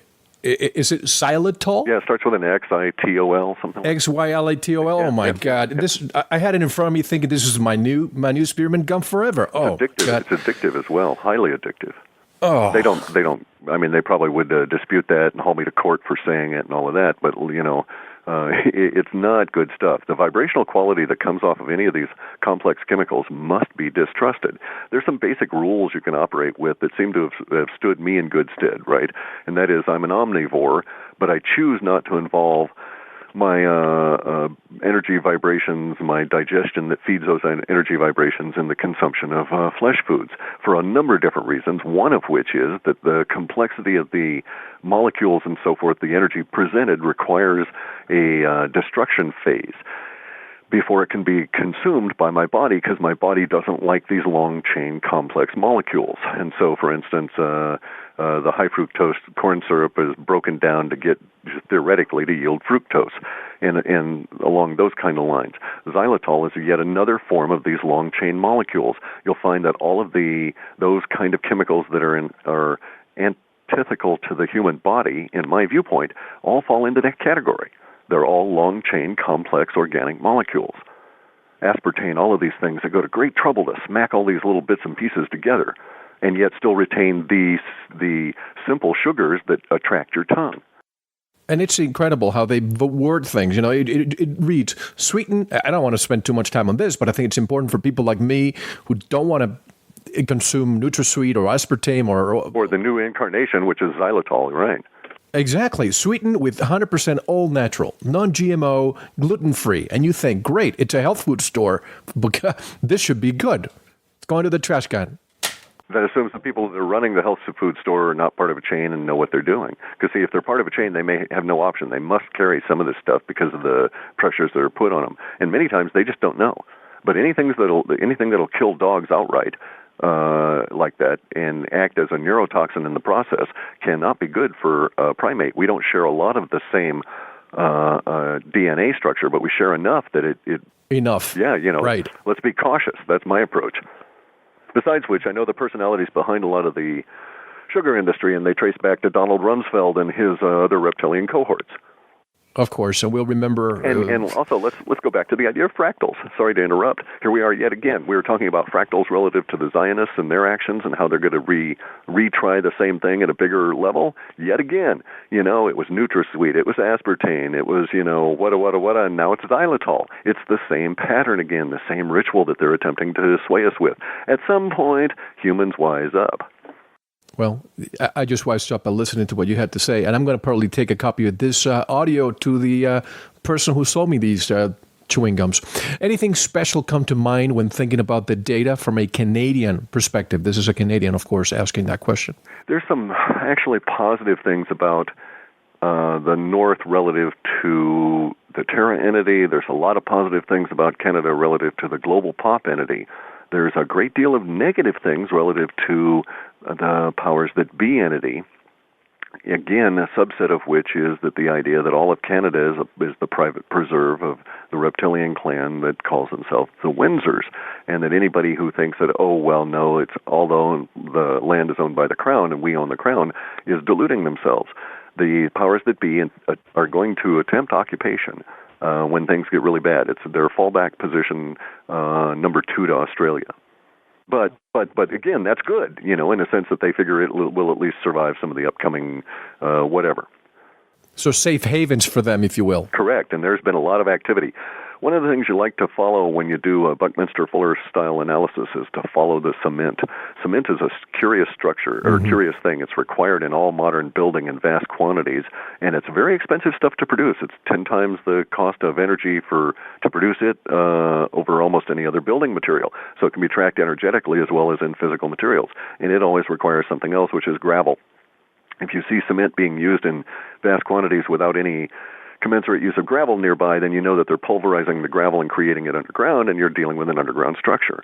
So there's been all kinds of activity relative to cement movements around Canada that I find to be curious, to say the least. And of course, our friend Dr. Richard Sauter mentioned that during our show, and he's presently in jail for having, unfortunately, trespassed a nuclear facility to protest. No, he's in jail because the powers that be decided that his conscience was something that they didn't want to live with. And he was expressing. Yeah, I don't mean to argue, but I got. No, that was going to be the end of my statement. There you go. What they say it was that he trespassed, but in reality, they just wanted to silence him. Correct. Yeah. He's not even out on bail for 30 days. I know. It's disgusting, but he's exercising his free will in forming his engagement with them at that level, and you have to commend him. And during absolutely, and during our show, his last words were, what they want is violence. We need a peaceful revolution. And the powers that be, as you say, this is Aikido. They don't want people to be using peaceful revolution. Correct. Non-cooperation, non-violence, and they just crumble. Exactly. Yep. Please talk about the secret space program and the idea of the breakaway civilization of the powers that be and shadow government that may have or have not may have reached Type 1 civilization. Okay, here's what I came across the idea reading, I think, Richard Dolan, in his first book. And I thought, he's got a lot of history here and a lot of ideas that maybe indeed there's this shadow secret space program going on. It's also replicated in Joseph Farrell's book about the Nazi connection, and then you see that there's references to it within Hoagland's work as he puts all the dark mission stuff together and so on. So you build a consensus within your mind that the thing exists. One of the things I like to do, again, is reference Buckminster-Fuller, and so I do a Buckminster-Fuller analysis, and I say to myself, what key component that I could track now would tell me whether or not such a thing was possible. And I stumbled on the idea that, I know what I can look at. I can look at the language involved in government contracts that were let to private subcontractors across the non-military but scientific and especially astronautically associated subcontractor base in the 50s and see if the language changed. Sure enough, it did. Prior to 1956, all the language for these contracts to places like Battel's, labs, any kind of labs that was, any publicly announced contract, even after the fact, released as a subset of the Freedom of Information Act 30 years later, that referenced any of these aeronautic kind of things, I swept with software. And a lot of these are available. I must have gone through like 25, maybe even more thousand. In any event, I noticed that the language shifted in from a lot of words around exploration. In other words, they would let a contract that would say, we want somebody with a lab that does chemistry to explore new classes of metals relative to this particular substrate. because they really were trying to back engineer a piece of space alien hardware, right? And so they were using language all around exploration. No matter what the details were, the archetype level, it was all about exploration. And in about 1956, it swapped over to exploitation. And I say, aha. So in about in probably January, February timeframe of 1956, some point shifted in the brainstem of the secret operations world, the national security state, and they started going into exploitation from that point on. So that means they've had 40 or 50 years with electrogravitics that were successful, and here's the curious part about all of this. This all makes a whole lot of sense if you view the whole universe as energetic and everything is an energy pattern around you and nothing material exists, then moving anything energetically is very easy. You don't have to shift atoms, you just have to shift your energy pattern, and there you are. And of course, so all of this makes sense relative to electrogravitics and all of this kind of thing. And within that viewpoint, the central component or theme of any of the aspects yields all of the other aspects. So in other words, you could have a contract where somebody was hunting free energy or cold fusion or time dilation or invisibility or anti-gravity, and basically they're all looking for the same critter. And at some point, one of those guys discovered the critter, and then within a short period of time, all the other fellows looking for their critters discovered that, it had already been discovered and said, hey, I want a copy of that. And sure enough, and then they were all pursuing their particular aspect of the same thing. So here's the curious part about that. This is a form of technology and technological evolution that is unique in our experience, in the sense that the person who, think back in our history, the person who was designing the steamship and the steam engine indirectly contributed to the combustion engine in that they both use pistons, but no real end governors and so on. You could say that there's components that are similar all the way through. But basically, there was no backward fusion, so to speak, between the advances in the combustion engine back to the steam engine. We sort of dropped the technology and moved on in a very much linear fashion. This new technology of the hyperdimensional stuff, however you want to phrase it, electrogravitics or whatever they're calling it these days, 0 point, it's all the same thing. So a breakthrough in refining the ability to control free energy provides you with a better control system for your anti-gravity craft, which in turn provides you with a much improved energy shield against whatever, and so on and so on. So there's this huge virtuous feedback loop where any advance leads to multiple advances continuously. So the advantage in terms of progression ought to be huge. So the mere fact that it's been 50 linear years, it may be like 10,000 years worth of progress. And speaking of alternative energy, this one comes from Nevada, and I think it's relevant. Do you have any notable insights with regards to alternative energy technology as far as what we might be the most viable in the future, in particular the work of John Searle? Thank you most sincerely for your amazing contribution to humanity. Warmest regards, Kara from Nevada. Well, thanks for the kind words. I do have a lot of stuff relative to that, but that strays over to an area we've got to be real careful about, simply because I don't want an inadvertent word slip or poor usage or poor choice on my part to lead to ramifications in someone else's life relative to this stuff. I do want to say that in general, and this specifically would include the class of Mr. Searle's work, in general, all that's going to fall under the new electrics. We've made some fundamental breakthroughs. The dam is breaking on that. We have a very large uptick in active words relative to that, words with a high intensity and high impact on your life starting March 2011. And I suspect things will roll out fairly rapidly. Part of the problem is, though, you have to understand that there's a cross-link in our data set over to very severe repercussions on this same kind of technology. In other words, it'll be very unlikely that we'll all have a UFO sitting in our driveway until they figure out how to keep us from turning that same UFO into a planet-busting weapon, because the technology can express that far. That's the problem with scalar weapons. They scale. And the thing is, Cliff, I recently watched the John Searle story, then I had him on the show, and immediately after, I never expected this information to come out from Coast to Coast AM. I thought the powers that be would not allow millions of people to listen to this, but it's happening. this is why you need to pay attention to Jay Widener. I believe he stumbled on a key fact here, and it is supported in one way of thinking with these night vision goggles. And the key fact may indeed be that the central organizing authority that used to be the ultimate censor and suppressor of all of this is bailing. They're getting off the planet. Please go into Jay's, when you talk to Jay about that, really go into it, because I think he's really stumbled on something, and thus it makes sense. Clear Channel doesn't care anymore. The reins are being lifted and the wave of Universe is prompting this anyway. Okay, Universe is prompting the awakening regardless. It provided the internet, provided these safe havens, the abilities for all of this to occur, even provided the martyrs in the woo-woo world, the free energy people that have all lost their lives, and the UFO sighters and so on. And all of this has been provided, and the knowledge is coming out now because Universe wants it this way. Now, I believe that part of that has now been accelerated by what Jay has discovered. And in the next 3 weeks, of course it makes sense. And in the next 3 weeks, we're having on the show Richard C. Hoagland, Jay Widener, and Joseph Farrell. So those who are listening, stay tuned. So with regards to the incoming November 2010 tipping point. Sorry. Go ahead. Let me.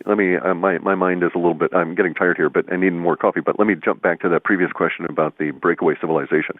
In 1956, they shifted into exploitation, and then in the 1970s, all of the sources really dried up in terms of contracts that were open. However, one could then start tracking technology itself. So I suspect that they are either very close or literally on the cusp of the Type 1 capabilities that are described. I think indeed it is interplanetary, but let's just say the control is not always 100% sure at this point, nor is it massive enough to be self-sustaining. They still are sucking off the planet here in order to support it. So I think until it becomes self-sustaining, we can't say they've actually achieved that. So with regards to the incoming November 2010 tipping point, is it regarding to global religion structure? Do we see the Roman Catholic Church crumbling down this 2010? And is Pope Benedict XVI the last Roman Catholic Pope? I don't know about the last. Because there's all kinds of claims. You know, you can have disruption in the past. They've had periods when there's been no pope. There's times when you've had multiple people claiming to be pope, each with a same clear claim to the ownership. So it's like a CEO. Will the corporation die and the CEO cease? I don't know if he's going to be the last one or not. Our data certainly shows that they're going to go bankrupt and crumble. There's no question about that.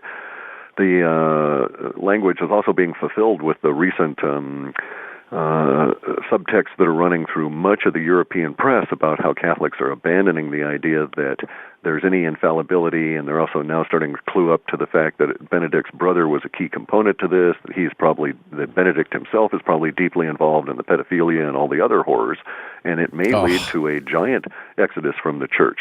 However, that might just be a local expression of Universe, because that apparently Universe is pushing all religions aside because they're all merely subjective interpretations of what has to be a common universal view of how the universe works at a hyperdimensional or whatever level. In other words, I can no longer buy into any religion once I discovered and can see how universe is entirely energetic. Then a lot of the other claims and proffered benefits of religion simply make no sense. I know, for instance, that my soul does not exist within my body, nor does my mind. In fact, quite the reverse. The body exists within my consciousness, and that no wonder my heart field extends out 60 feet when I'm in a big key-generated state, and only 30 feet when I'm feeling depressed. It all makes a whole lot of sense. So I think there's a general wave of knowledge that you could term Aquarian age, or any of this kind of stuff, that will have a tendency to suppress the ability of religions to proffer, and if they can't grow, they die. And yes, the Catholic Church is going to be among those. There's also a big tipping point relative to that just prior to the November period. How much earlier, I can't say, but maybe early October. And next week we're having a show specifically not on the Catholic Church, but about the pedophilic rings in the United States. So everybody, this is uncharted territory for us. It's a dangerous and radioactive show, but you must listen. What is your opinion? This comes from somebody from the Philippines who lives in the Middle East right now. What is your opinion on parallel universes? Just recently, on some scientific papers, there was some evidence that this is possible. Dolores Cannon speaks of the multiverses and is also written on ancient scriptures. The Srimad Bhagavatam, that this is true. By the way, Dolores will be with me next on May the 14th. The idea of a multiverse makes a lot of sense. You read about various expressions of it in ancient Vedic and pre-Vedic texts. For instance, I'm thinking of one of the battles in the Mahabharata where Krishna exposes his universal face to this particular archer. And by doing so, he shows basically all the incarnations that he's had in this particular consciousness, in this particular universe, and states to him that this is but one of the multiverse. So the idea goes back, several thousands of years, easily 6,000 years probably, the idea that a multiverse exists. The Taoists also considered that there was a potential for significant decisions to cause branching in how the Tao expressed itself, which we now come back to the idea of as the quantum theory kind of thing, Schrodinger's cat, or is the cat alive or dead, but it's really both. So I favor the both and view. I know for certainty that I'm not able to reach other material universes or other material expressions of universe. But if my brain is working at, say, 30 to 40 frames per second to decode all of the information, but the real underlying firmament is 22 trillion times a second, then obviously there's other universes available just by being able to decode different frequencies. And I know that I see barely 0.5% of even the visible frequencies that we've already identified.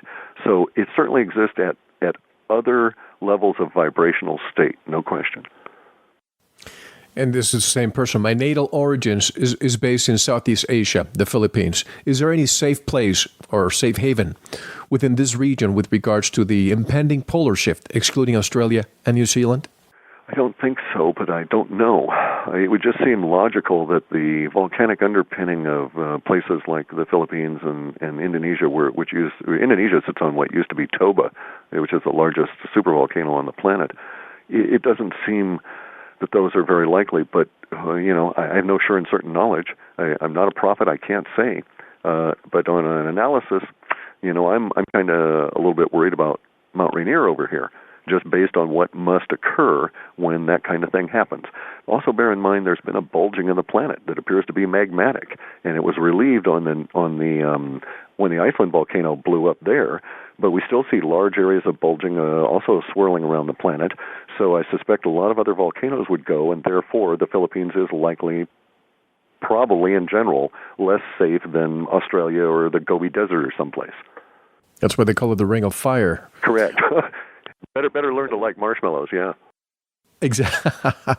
Why did you believe that, quote unquote, the usual suspects, the Rothschilds and the Rockefellers, etc., are not in charge anymore or left out from the breakaway society?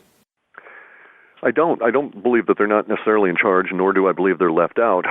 They may be part and parcel of it and packing out for all I know. I don't pay much attention to them on a personality level. I use that as a variable for a specific class of individuals, which is the very high-level minions to the reptilian entities or the original source, whether it's Aryan or whatever we call it. No, I certainly think that there's enough evidence to suggest that the upper echelon of the powers that be certainly is counting on getting to Type 1 before the shift happens. What do you believe is, let me not use the word believe, because I took Clif High 101. Yeah. What do I think? Yeah, or what's the... What do you think, is the ultimate goal for the breakaway society? I think it's probably the same as our general society, only we got twisted getting started off, and that would be, Star Trek kind of thing, to go out and explore, see what's out there in the universe. That's how I think the individuals that are involved in it at the level that, I would recognize, ship's captains, pilots, dock handlers, that kind of thing. That's what I think they believe. I think they're looking at it from that viewpoint. The underlying ideology, I don't know that it's that pertinent. But I do think at some point there's a twisted level of control, and they see it as a threat. The powers that be got themselves into a screwy situation. They created or allowed to be created the national security state, which became a self-feeding organism that became scared when it thought of having to dismember itself to feed the rest of the planet with what it knew. And so it kind of like decided to take off on its own, only now it realizes that it's still attached to us by an umbilical cord of resources and is not truly free, and it faces a conundrum. And this is from Holland as well. Any opinion about Dr. Stephen Greer's Orion project bringing out a free energy device? Nope. We don't follow personalities that for those kind of reasons. We don't do forecasts for that. I know the new electrics is going to come out in a big way. I think that the new electrics accurately in our archetypes describes what everybody is calling, free energy or 0-point modules. Whether it's him or anybody else has never really particularly been of interest to me. I just hope that Professor John Searle and the likes of Dr. Paul Laviolette finally redeem themselves if this comes out. This one comes from Australia, and it's a touchy question. Hi, Mel. You wrote about, quote-unquote, Australia seems to be the perfect continent, as it has withstood every catastrophe time and time again. No wonder Pine Gap is there. I said that. The question from this lady is, even if Australia may withstand any future catastrophe, will the, quote-unquote, future Australian post-catastrophe government, unquote, give freedom to the people? Australia already, as it is now, follows whatever the powers that be say. And because it is an island, vast majority of the Aussies have the island mentality. Their attitude is, should be all right, mate. And many don't know that much about what's going on outside their big island. Yes, Pine Gap is located in Australia, but under whose power is Pine Gap? And thus, under whose power will Australia be if it survives a catastrophe? I come from an island, and I know exactly what she means. We call it insularism. Sure. Yeah, no, I'm familiar with the mental state. It's very nice and comfortable. And basically, we have to stop applying it to Australia if we're Australian, and we have to stop applying it to the planet if we're members of the planet, because you have a tendency to, do that at a planetary level. We need to start thinking more cosmically. The problem with the issue of Australia is it's owned by the Queen. It'll always be owned by the Queen. Okay, let's get real serious about linguistics here. You don't let anybody ever give you freedom. You take freedom. When they give you something, it's liberty, and your master gives you liberty. So I'm sorry about that, but no government's ever going to give you freedom. If you want it, you got to stand up and accept it right now, take it, and live the consequences of it. Anything else, you're asking somebody for permission or liberty. So understand your terms before you set out on the path, and you'll have a much more harmonious journey and decide what you're going to do. Yes, I think Australia is really an interesting continent, especially relative to Antarctica, and they both appear to have always been upright, so to speak, relative to the catastrophes. It'll probably come through just fine, and unless something changes, it won't be a Mad Max kind of a deal. It'll be more like Buckingham Palace. And everybody will clearly be owned by the Windsors and whoever else shows up that they allow to walk about. And speaking of Antarctica, there are some pyramids down there that supposedly are bigger than the ones in Egypt, and they supposedly control the rotation of the planet. Have you looked into this? I don't know that they control anything. I'm well aware of the tetrahedrons there, but it's they're not alone in being bigger than the ones in Egypt. The ones in Bosnia are larger than the ones on Giza. So that's apparently a common trait now, to suddenly run across some of these rather, pyramid-shaped mountains and discover, geez, under 1.5 feet of dirt, there is a pyramid down there, and it is bigger than Giza. And that's kind of the situation in Antarctica, only it appears to be loaded with these tetrahedrons and a few of the 5-sided pyramids. And this one affects us all. The November turning point. Could this be when the internet is shut down? No, that alone would not cause the level wouldn't be a tipping point. It would be a turning point. It might induce a context change. But for instance, within our data shows participation from the Terra entity and from all of these others, and you just wouldn't get that if the internet were shut down. And this comes from your friend recently. George Ure posted a Peoplenomics thread saying reliable sources in Europe report that governments in places like Germany are planning to shut down independent internet operations already. And IT folks are being told to plan for contingencies, such as shutting down all non-corporate operations as early as this fall. Could this be? That's quite true. We do have reports of that. The reports seem credible. The reliability factor on who's being informed in terms of, that is to say, how the information appears to be spreading, and where it's backed up seems to be as reliable as anything. However, let's also bear in mind this is yet again a plan. Not all plans, in fact, very few plans ever come off as planned. And this one appears to face, again, another conundrum that may not be possible. They've recently gotten to the point where they've crossed a threshold with some of the Internet functions, especially relative to the Bundespost and the United States Post Office, which used to be the largest carriers of interbank wire transfers and no longer are. If you start monkeying around too much with the Internet, you're going to shut down the ability of corporations to do corporation-to-corporation business, and that's a no-no. So, yes, the plans are out there. Yes, the contingency appears to be based in the latter part of the fall, which may be close to November. No, it doesn't appear to be related to our tipping point directly in terms of it as a cause, although it may participate. But, again, it's also a plan. We just don't know if it's going to come off. And George even goes on to say that if you have a business which sells a physical item or physical goods, these internet sites will be allowed to continue, and sites which simply host discussion, including sites that can be construed even vaguely as anti-government, will be shut down, which means no more Veritas Show. In George Uhr's words, quote, it would mean licensure of news outlets to weed out those which don't tout the official party line, a stake through the heart of democracy as freedom of speech fails, unquote. Isn't that interesting? Yes, this is quite correct, but we need not be surprised because, of course, it's occurred already in China and is underway in Australia.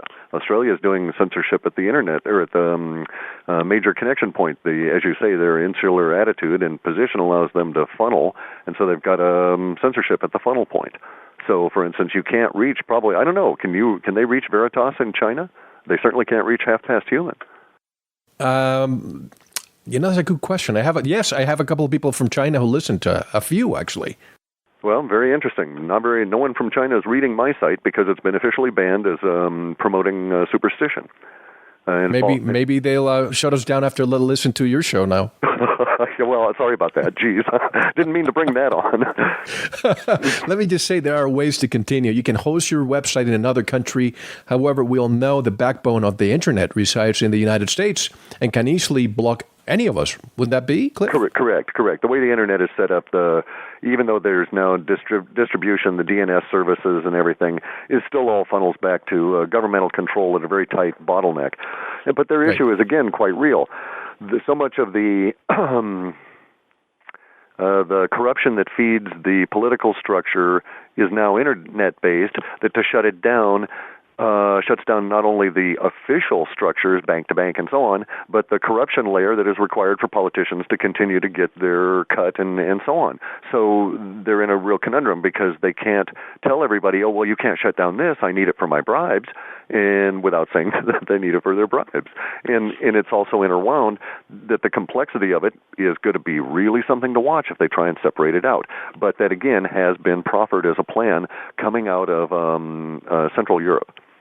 You watch our conversation get cut off in the next 30 seconds. Have you ever heard of the word paradis?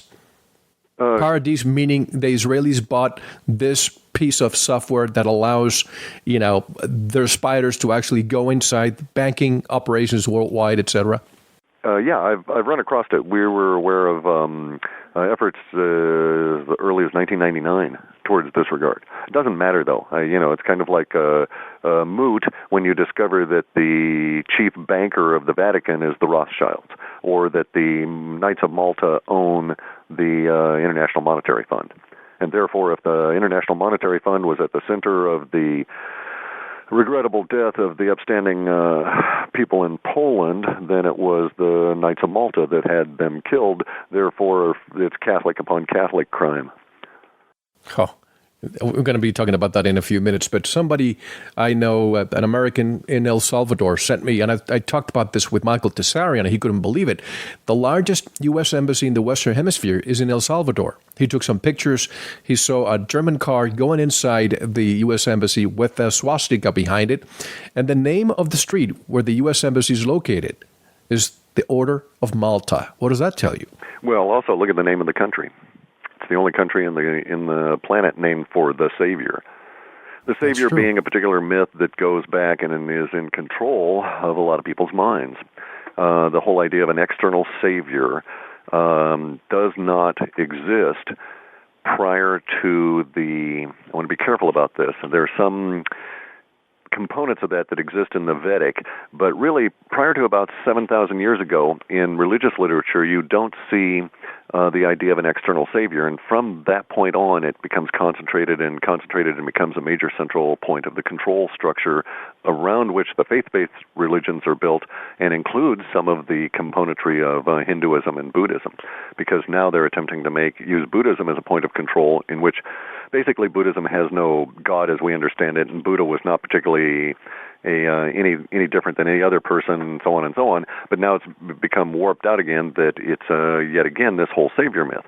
You go back to El Salvador and look at how things are named everywhere. But we again have to come back to being a linguist. I dispute that it's the largest embassy. But we'd have to define our terms by, are we talking personnel, money being flowing through it, or you're just talking sheer size, or and so on. It's a big place, certainly. But curiously, we have a huge facility in Haiti. Yes, it's going to be the largest embassy after China. Yeah. And it already existed. It was just disparate. It was just scattered around. Now it's going to be centralized. And by the way, I have received information from the same person regarding ancient structures discovered. I was going to withhold the country, but I'm going to say it again, El Salvador. And it has been cordoned off, surrounded by NATO. He may mean the United Nations, but he says NATO, and no one can get inside. And I asked why, and apparently some of the artifacts found look Egyptian, but they're not. They're Atlantean. Have you looked into this? Sure. Actually, the rumors go back and they're substantiated. We have articles in the 1900s that tie like 1906, 7, or 8, that tie the discoveries in the Grand Canyon to similar discoveries that had been found in the late 1870s in El Salvador, in which large statues of Anubis-looking kind of critters and all other sorts of things we would identify as Egyptian were found, but obviously they predated Egypt, and what were they doing in the Americas in these two separate spots and so on. So we actually have newspaper articles that can be located that tie those two together. I didn't know about the cordoning off there in El Salvador, but you do hear about it now in Peru. There's a bunch of activity going on there. And there's also the real curious strangeness a few years back of the British SEAL, or their version of SEALs, British Special Forces underwater demolition expert team that went spelunking and got trapped in the cave in Mexico. You remember that? Yes. And that was quite odd because it's the entrance point to the longest naturally occurring cave system in an intermountainal region that, of course, goes all the way down to El Salvador. And it was an international issue because they were not authorized to be there. And their passports were invalid, and they were military. They were packing military gear, and they needed to be rescued. And finally, Queen's hubby went and talked to somebody, and it all smoothed out, and we didn't hear anything more about it. Exactly. Is there anything in the data about humankind going nocturnal as a result of increased solar activity? We had some back, maybe 2001. We still see some small component of it within the sun disease, but it's a brief temporary issue. Beyond that, it may last months, but not decades insofar as, because it doesn't appear to hit the long-term data. But again, the sun disease is an area that is still continuing to add, and I have not recently looked at that subset. And this is a preparedness question. In previous interviews, you have shared bits and pieces of your knowledge of preparedness issues, noting that time is short. What are the most important things people should be doing right now to get ready, Clif? Education. I'd have to say self-knowledge in terms of going on out, figuring out how to do things. If you don't know how to can and store food, you'd better figure out. If you don't know what edibles are around you in your natural environment without having to struggle too much, it's a wise idea to get a book and have a look. More knowledge you have, the more you can share that knowledge. You become a very valuable asset. Individuals will look to you, they'll help trade with you, and so on, and you'll be the center of a self-organizing collective or component of it and participate and thrive. Makes sense? Absolutely. And this person says, I have noticed in recent weeks an increase in activity that I feel counts as hits in the mysterious deaths of minions, and minions being afraid category. Is this an indication that the pressure cooker is turned up behind the scenes and the powers that be, or the powers that want to be, as we call them now, are starting to lose control? Yes, but it's also an indication, I think, that Jay Widener's correct, and some of that control is already off-planet, and thus, without the iron hand clamping down in day-to-day kind of things, you get a particular kind of an activity that occurs, and we may be seeing that right now, expressing itself in these sorts of disappearances in the minion class itself. Bear in mind, it's very much like a prison. The ritual component of the reptile mind controls their actions. They, in turn, impose that view of reality on their minions. And if you've ever been involved in the corrections industry, you know that people that when they come out of prison, they'll stand there just wait for you to open the door. And it's not like they're being arrogant. They just don't have mental permission to open the door to themselves, excuse me, even though they're now out of prison. And so that same kind of mental attitude would be expressed to some extent on the organization that used to have this terrible central control over it. And I think that's what we're seeing bust out. And Jay will have other examples of that. Well, when you say off-planet, is that a good thing or is it a bad thing? Well, it's kind of like the rats are deserting the ship. As a sailor, I want to know where the hole is that's making these critters flee. It's right. It's good once the rats are gone, but if you don't know where that hole is, it could be bad. That's what I'm saying. If the rats flee, and we're talking the powers that be, and there's off-planet control, I wonder if it's what we expect, and we hopefully expect, finally making contact. I'm sorry, again, to be a terrible guest here, because I hate to intrude, but hope is a Sure. word that I just don't like, because it's a meal that's always promised tomorrow and never arrives, And it's a terrible word because it always ends in one other word, disappointment. So again, I don't like to believe anything because it means I wish something to be true. I don't want to hope for anything because I don't want the disappointment. I want to achieve. I want a goal, right? I failed Clif 101 again. No. You don't fail. We don't want to apply those terms. We don't. No, truly. We have to look at it differently, right?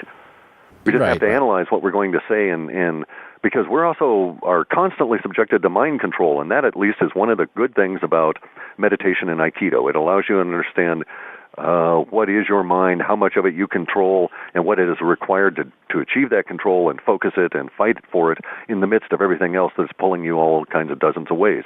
It is no accident that the people like myself that do meditation can resist falling into the traps that the society presents for us in the form of, anything. It doesn't matter if it's, the hidden fluoride or if it's the high fructose corn syrup or any of this kind of stuff. Once you have the willpower established, it's there forever and you can use it and off you go. You can establish that willpower by doing meditation or doing anything. It doesn't matter.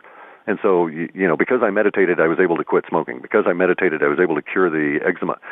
Because I meditated, I was able to affect these other changes in my body and so on and so on. And it's all because the meditation allowed me to get willpower. Willpower can be exercised over mind control. If you apply the willpower to your mind, you also have to apply it to its input and output. And so you have to be like Buckminster Fuller. You have to be very careful of what you say so that you try and create the appropriate energy out into space. And now it makes sense if you think of the entire universe as being nothing more than a giant collision of all different kinds of vibrations that trick our minds into thinking it's reality in material world, but it's still a collision of vibrations. Then the Buddhist saying of, why did you put that vibration out there, makes a whole lot of sense. And this is a great question, what I'm going to ask you now. You don't see that in the mainstream media. Has any new information come to light concerning the mass exodus of police chiefs and sheriffs around the country rushing to early retirement?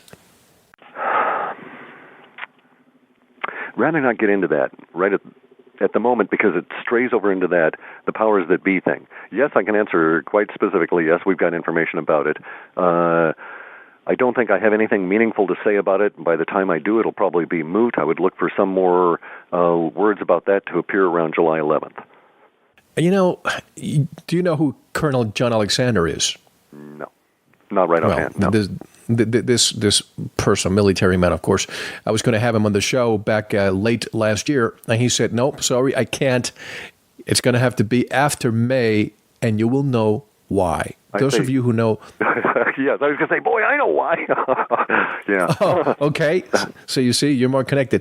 Now, in regards to the November tipping point, two things. First, I noticed you stated on Coast to Coast AM that this tipping point was scheduled for November 9th through the 11th. Not only is that spread numerically interesting, but 11-9 is also 911 in reverse. The date of the last tipping point, coincidence, or is this evidence of the machinations of the powers that be? If you want to make a Buddhist laugh, walk up to him and say coincidence. Anybody who understands energetic reality and that viewpoint understands that coincidence does not exist. Coincidence is implied by the random action of one atom smacking off another, and I don't believe that happens in the universe at all. So, no, I don't believe anything is a coincidence, and I have to clarify. We actually think the tipping point starts on the morning of the 8th and runs through the 11th inclusive. So it's not 9/11, it's 8/11.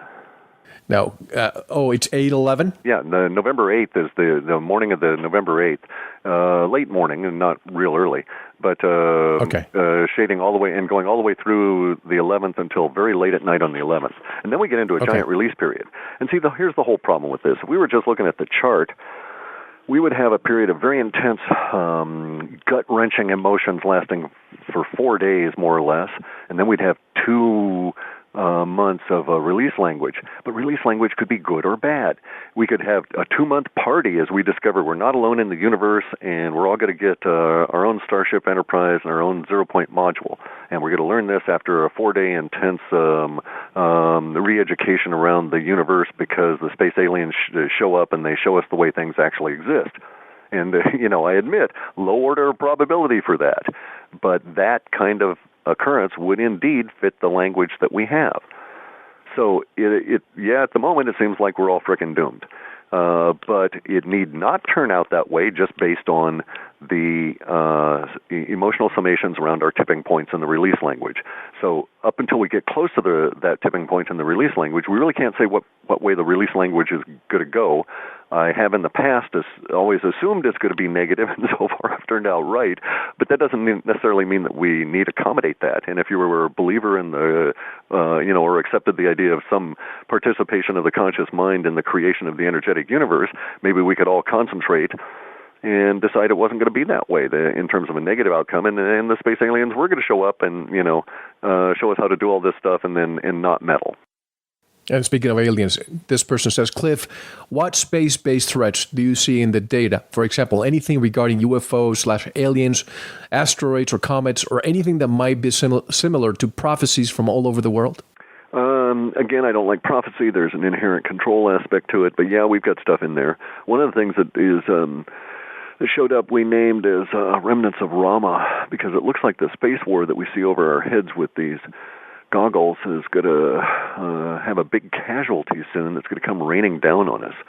And everybody said, the Wisconsin meteor was like that. Yeah, but it doesn't have the level of magnitude that we saw for impact on the social order nor the visibility. It had high visibility factor, but nothing like what's forecast for the actual remnants of Rama. And by that I mean a very large ship that may be damaged in the war and low enough Earth orbit to decay and still have lots of visible debris as artificial structure rain down all over a continent somewhere and be picked up by the media.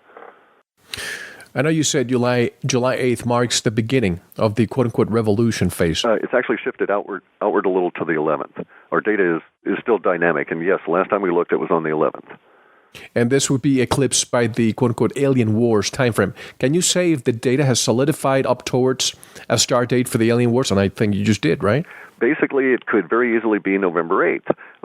There are two disparate supporting subsets. We have basically an equal weighting on either one of them at this point, just due to the paucity of data to provide any push one way or the other. It could go into World War III or it could go into alien wars. I'd rather have a shot in alien wars than watch humans fight it out for some reptilian ritual. And this one is about Carrington event. It is well known in the Wuzhou that the powers that be are afraid of what is coming soon from the sun. Many have reported that the quiet words is in the electrical powers field. The quiet words in the electrical power field that the chance exists that the entire grid may go down due to another Carrington event. And for those who want more information about the Carrington event, I strongly suggest you listen to my interview with Dr. Paul Laviolette. Have you seen anything new in the data towards this end? And if so, do worse, some-based things quickly follow? Yes, the event is part and parcel of the early 2012. We think there actually will be a minor one. And it may coincide with the data gap itself around the early part of March or thereafter in 2012, and then a larger one later on. This is not necessarily different from what NASA is forecasting. While we're picking it up as an archetype, while we have been picking it up as an archetype, We've also picked up the concurrent rise in sun disease. So it has because they were interlinked way back in like 1998, when the sun stuff really started popping up, it's been a continuous component that we would have these two outbursts. And we do indeed have a population USA and a global pop entity, both of which show large-scale electrical grid outages concurrent with the new electrics rising up. So it's as though the old system is dying cyclically just at the time when we need a distributed system. So large quantities of disruption, certainly, and it appears to be late 2011 on through 2013 is the time frame, because we have a banding on some solar activity that goes out with intensity, goes out to May of 2013, and actually appears to about late September, early October 2011. And that's why we need a Searle effect generator, an SGE from Professor Searle in every single household, so that in case this happens, we all are protected and don't have to depend on the electric grid. And this is a good question. Any data points hits for underground bases, Hollow Earth, reptilians, super soldiers, and the Gulf of Aden? We have, those are all real hot, so we don't have much in the way of a delta to work with, because we work off of nuances in terms of populating the archetypes. So it's very difficult to find shading in there, so I have a lot of words about it, but nothing that would offer any new reliable information. Has there been any indication of the powers that be pushing a one-world religion during the aftermath of World War III? Yes. I don't know if it's valid or not. It would be a terrific fear factor to cause all of the faith-based religions to get all whipped up. And so they would, just the mere fact that they suggested such a thing would work towards their end, whether they ever intended to do it or not. So just because we have suggestions of that, again, it's merely a plan. It doesn't mean it'll actually come to fruition. And because we have suggestions, does mean someone was talking about it in an archetypical fashion long enough for it to have percolated into the data. I don't have anything that suggests that religions as a control structure continue much beyond 2012. That is to say, we have a lot of stuff that started in for death of religions in general, 2003, I think, and it's continued apace, and it's growing with both the populist entity and the global pop entity, and so it may be just a part and parcel of the awakening process, and no matter what they do, so what if they bring out a religion if no one cares? You know, what if they come and say, hey, go to church, and everybody says, piss off? Sure. And this comes from Canada. 3 quick questions. Clif, as part of the quote-unquote word quest, do you have any tips or hints for those of us that enjoy scavenger hunts? I don't really. If I did, I would pass it on, because I'm really anxious to find it, because it makes a lot of sense. The only thing I can say is that it was, described as being made by a bronze device. The word bronze is questionable in terms of its interpretation, and that it was also a sung word that could hit the same level of frequency. And that's and further, then we have some hints that they knew that it would cause documents and tablets and temples to be defaced if they wrote it down, as they were apparently losing this particular war or battle. And they knew the victors would rewrite history, and so they wanted some record of it. And that's as much as we've got. The references are very old, so it predates. It's probably a Sanskrit word or a Sumerian word that is a word by accident and merely encompasses a particular frequency that will do the job. So if that's the case, we could probably figure out what the frequency is, tune a couple of. Well, actually, they told us about it in Mars Attacks. You ever see that goofy movie? Jack Nicholson? Yeah, exactly. And the guy with the radio goes around and they sing, who's that? It was Slim Whitman or somebody singing, old-time country music guy that was singing, and he hits this particular note, and the Martian's head vibrates and explodes. Uh-huh. Okay, so we just had some clicking and stuff going on the phone here, but I'll continue. So basically, they're telling you about that idea in that movie. There is a frequency that causes the aliens to disrupt and be dysfunctional. And the archetype is there in our society as well. There's references of this going into Greek language and so on. And you see the power of words, languages, various different levels of the archetype, including alchemy. So, I'm sorry, I have no further thing. It's not like I know anything other than I've stumbled on this hint. So it's basically That's okay. I've got a hint that says, hey, there's this city out there. It's sunken. It's called Atlantis. Y'all go and find it. Right? If you could travel in time, would you? And if so? No, I can't conceive of that, so I couldn't answer the question. Time is not mutable in that regard. How's the boat coming along, this person says? Poorly. I've got a design issue I've got to deal with relative to the stern, and once I've got that done, then I'm all set to do the stitch and glue on the last little bit of the stern, and then I can put on the layers of cloth and resin. So hopefully to have all that ready. I'm trying to get ready because Ur is supposed to come up in July, and I'd actually like to take him out sailing. Good. Also, and this is alternative energy again, do you think the world will ever shape up and evolve spiritually within the next 10 years? And will we get to use free energy in our homes in the near future? It's anybody's guess. I was just talking with some friends about how narrow the gap between going to type 1 civilization and the crash and burn scenario is, and it probably is an elegant expression of universe that it must be this way, that if you're not mature enough and adept enough to deal with the energies, you should crash and burn because you represent too much of a danger to universe. For instance, it may very well be the nuclear bombs we're setting off in our, quote, material reality are causing such intense levels of destruction in the real vibrational level of reality, all the way beyond our understanding of gravity, etc. In other words, they're rippling back down towards the 22 trillion times a second vibration that creates reality, and it's causing all of the UFOs and everybody to come around and say, hey, what's up, guys? Why are you doing this? And so I think it must be that way. You must cross that threshold and be a moral being capable of accepting the consequences of their actions and not destroying universe in order to be able to be a type 1, which is what scares me about the black ops guys and the technology that they have, because I don't think they have the moral compass to do it correctly. And this person read your Wolf and the Other Blitzers post. My question is in regards to the comments you made about reptilian leaders. Are you using this term literally in David Icke fashion, or are you using it metaphorically? Both. It is necessary that the metaphor come out, but I'm quite actual that I'm certain that the vibrational intensities of these beings, they are not human, and to apply the word reptilian aids me in generating the disgust on these aliens that I intend to achieve as a writer and as a person proffering information. Bear in mind, we could call them Pringledorfs, or we could call them, lop-eared bunnies. Oh, it's the terrible lop-eared bunnies that are running the world. It doesn't quite come across the same way. So whether they've actually, shared DNA common with lizards is immaterial. There is that barrier in the true human, though, between their key, that is to say their primal energy, their vibrational state, and the key of the reptilian class of beings. You'll notice how few humans are real fond of snakes, okay? And even slightly more humans are okay with lizards. And when you finally get up to something like an iguana, well, more or less of us can take that, right? But it's because of the gradations involved. And it has to do with the way in which our brains develop. And it also goes back to the same Sumerian writings, Gilgamesh and so on, where they say most humans have very little reptilian DNA in them. But these other people have more, and they're much more attuned to it.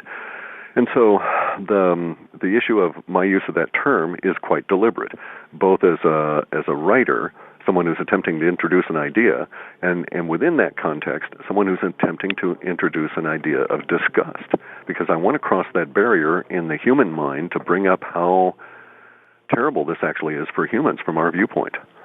Not only are there bad guys out there ruling us without our consent and doing all these terrible things, bleeding us dry, et cetera, et cetera, et cetera, but they are antithetical to our key. At a species level, we feel revulsion. And I don't know if you've ever heard the term clifaholic. Have you heard that?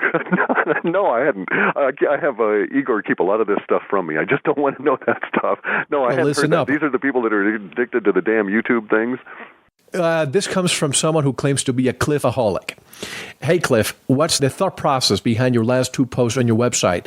What's with the Reppy meme? Considering your huge following, you have to know certain fora will be abuzz with World War III November reptoid chatter from the keyboard of Clif High. Yeah, and it is because there is that possibility to affect the vibrational nature of universe in general through specific individuals also being in resonance with it, or out of phase with it. I mean, that alone is writers will do that sometimes. They'll say, well, I can use this idea and get everybody whipped up, and by doing that, it'll cause this particular ancillary effect. And we do that here. We're at that point now where we know enough about the linguistics and how they populate around the Internet to be able to attempt to change things within the linguistic stream to see what the effect is likely to be, knowing that there might be some karmic burden to it. In other words, I've deliberately chosen to proffer two ideas in a new way. Not that they're new ideas, because there are other people out there saying, hey, the trends point to World War III. They've been saying it for a long time. And other people out there saying that, especially David Icke and others, that are saying reptiles are running things. The fact that I agree with both is neither here nor there. I use both of those because we need to get those ideas out there such that we have this basic idea. It sounds really funny, but let me apologize and preface this with a context. I've probably spent more time in martial arts dojos in my life than I have in any other meaningful context other than maybe personal family interaction. And so I have a tendency to view things through that filter. And it strikes me that if we're going to have a pathway to enlightenment that involves all this woo-woo within our wujo, then we should follow the same kind of approach to it that we do in Aikido and the other martial arts dojos that are devoted to the path. That is to say, more than just battling each other, more than fight clubs. They're there for spiritual growth. Within that context, everything is permitted, and the dojos are open. They're open because we don't want to be exclusionary, and the minute you start saying, oh, well, we can't have this activity in the dojo or it's not self-regulating, then you start getting into an organization that can be taken over and subsumed, and you see it happen all the time. So within our wujo, we must be open to all these ideas, good, bad, or indifferent, whether we feel good about them or not, whether we care to reference them or not, even if they're true. Because bear in mind, if it's true, that's the worst possible case, that indeed George Bush Sr. is a horrid baby-eating, blood-drinking reptile in a physical form that is vibrating out as a human for all of us to see. If that's the case, imagine how horrific that is, that we've been serving this reptilian and participating in this reptilian world and its leadership for all this time, wittingly or unwillingly. And imagine how creepy that makes us feel, that this is really a worldview that we need to take seriously, yet we need to take it seriously. And this is a sensitive question. Clif, your take on the Polish president's death. Accident? Or is there something sinister here, Clif? This is my opinion, I can't help but think of the assassination of Archduke Ferdinand of Austria, which caused World War I. Could a similar situation be developing here? That was instantly what I told George Ure and a number of people was, oh, hey, the Archduke got assassinated. Yeah, the same day. I was horrified. It was so blatant and so clumsy. It bespeaks volumes in terms of desperation. Again, we can't go into the data we found within the powers that be, but we were not surprised. Indeed, it is not an accident. And as the Buddhists say, anytime you bring up the word coincidence, all you're going to get is a big belly laugh. No. Well, I don't know if you've seen the videos of somebody who went inside around the area of the crash and heard some bullets go off. Yeah, now we have to be careful about that, okay? There is a plausible explanation for that in the sense that you would have security guards and there would be fires and fires cause bullets to explode. So you must keep that into mind. It doesn't necessarily mean that there was a nefariousness of someone running around shooting them, but you also can't rule it out. Well, but there's another part of the statement. I just got information this morning. It could be disinformation. It may not. But the person who took the video was stabbed 3 times, was taken to the hospital. And was killed he in the was hospital. taken from... taken from life support and stabbed 3 times again. If this is true or not, I don't know, but it makes it even a more interesting story. Being reported in the Cyrillic press just that way. I mean, you've got a good encapsulation of it as it's coming out in the Cyrillic press in Russia and other points. So if you're wrong, you're not, you're just offering information that's generally available. And of course, that makes a lot of sense that under such a clumsy executed assassination, which it clearly was, that the cleanup would have to also be clumsy. What are your thoughts then on this incident, Clif? Not on this person who took the video, but the actual crash with so many high-ranking officials in that plane? It was a weird kind of a setup. I mean, just a bizarreness that really proves how elegant universe is in many different ways. To get that many people together of such high position, and the particular high positions that were involved, especially the connections to the IMF, especially the cross-cultural ties between Catholic Poland, Catholic Vatican, Catholic Knights of Malta, and the pressures that were being placed on all the different layers on them, and then to take them out en masse. as I say, bespeaks volumes on the desperation of the powers that be. They are desperately afraid of a number of different layers. Apparently, they're afraid at the moment, above all, of the vulnerability that they face from the economic exposure that will be coming out of Europe. And I don't want to get real mysterious here or anything, but one of the reasons that I think that the Catholic Church is doomed, not only because I happen to think that it's controlled by the same reptilian organizations that control my government and every other thing, but also because the Catholic Church at the moment is going to be extremely vulnerable to exposure of their economic circumstances and where their money comes from. And we think that that'll come out post-May 6th. So as you've alluded to with your previous guest who said he'd have to appear in May, and as we said in our article, the war starts again on May 6th, the new war season. I think between May 6th and July 11th, a lot of our questions relative to Poland and the IMF will be answered inadvertently, and the powers that be won't like it. And I think there's yet 2 more instances that will occur. And I believe Colonel John Alexander is an arms dealer, so he obviously knows what may be coming. He probably knows a lot more than us, yeah. Yes, you mentioned that in late April, the bankruptcy wave forecasting the 2006 Alta reports would shift from the sovereign whole countries level in spring to the globalist corporation. The impact of the bankruptcies will start to be visible within the heart of the system, as the temporal markers of assaults on bankers, stock hustlers, move the streets on a large financial centers. And as the arrests for corruption begin, the aware observer will be anticipating the next shoe drop relative to the economy of the Western-dominated hegemony of dollar-based banking. 1, is this what we've seen recently with the demise of Greece and now the active lawsuits against Goldman Sachs? Correct. And 2, Correct. will we be seeing a continuation of this, and will there be also retaliations against the other minions of the powers that be in the future? Already happening. Poland involved. The Polish president was a subset of that same pressure that's occurring because of Greece, and which is also expressing itself here with the SEC being told it's okay for them to go after Goldman Sachs at this point, which again all goes back to the idea that central organizing principle is withdrawing itself from the planet, and things in terms of the control structure are breaking down all over. So expect, here's what I actually expect. From May 6th onward, I would expect daily news to pile on itself, so that you would have barely a breath to breathe before another kind of thing came the next day, and then there'd be another thing, and so on. And it's sort of in a vertical column, and that will keep on until July 11th, and then it'll break, and you'll have a week where you'll be able to say, whew, and get a couple of bits of breath in there, a little bit of release language before we build again. So the current structure of everything is so intertied to the financial structure, and thus it makes it all vulnerable. So all kinds of weird stuff's going to start appearing.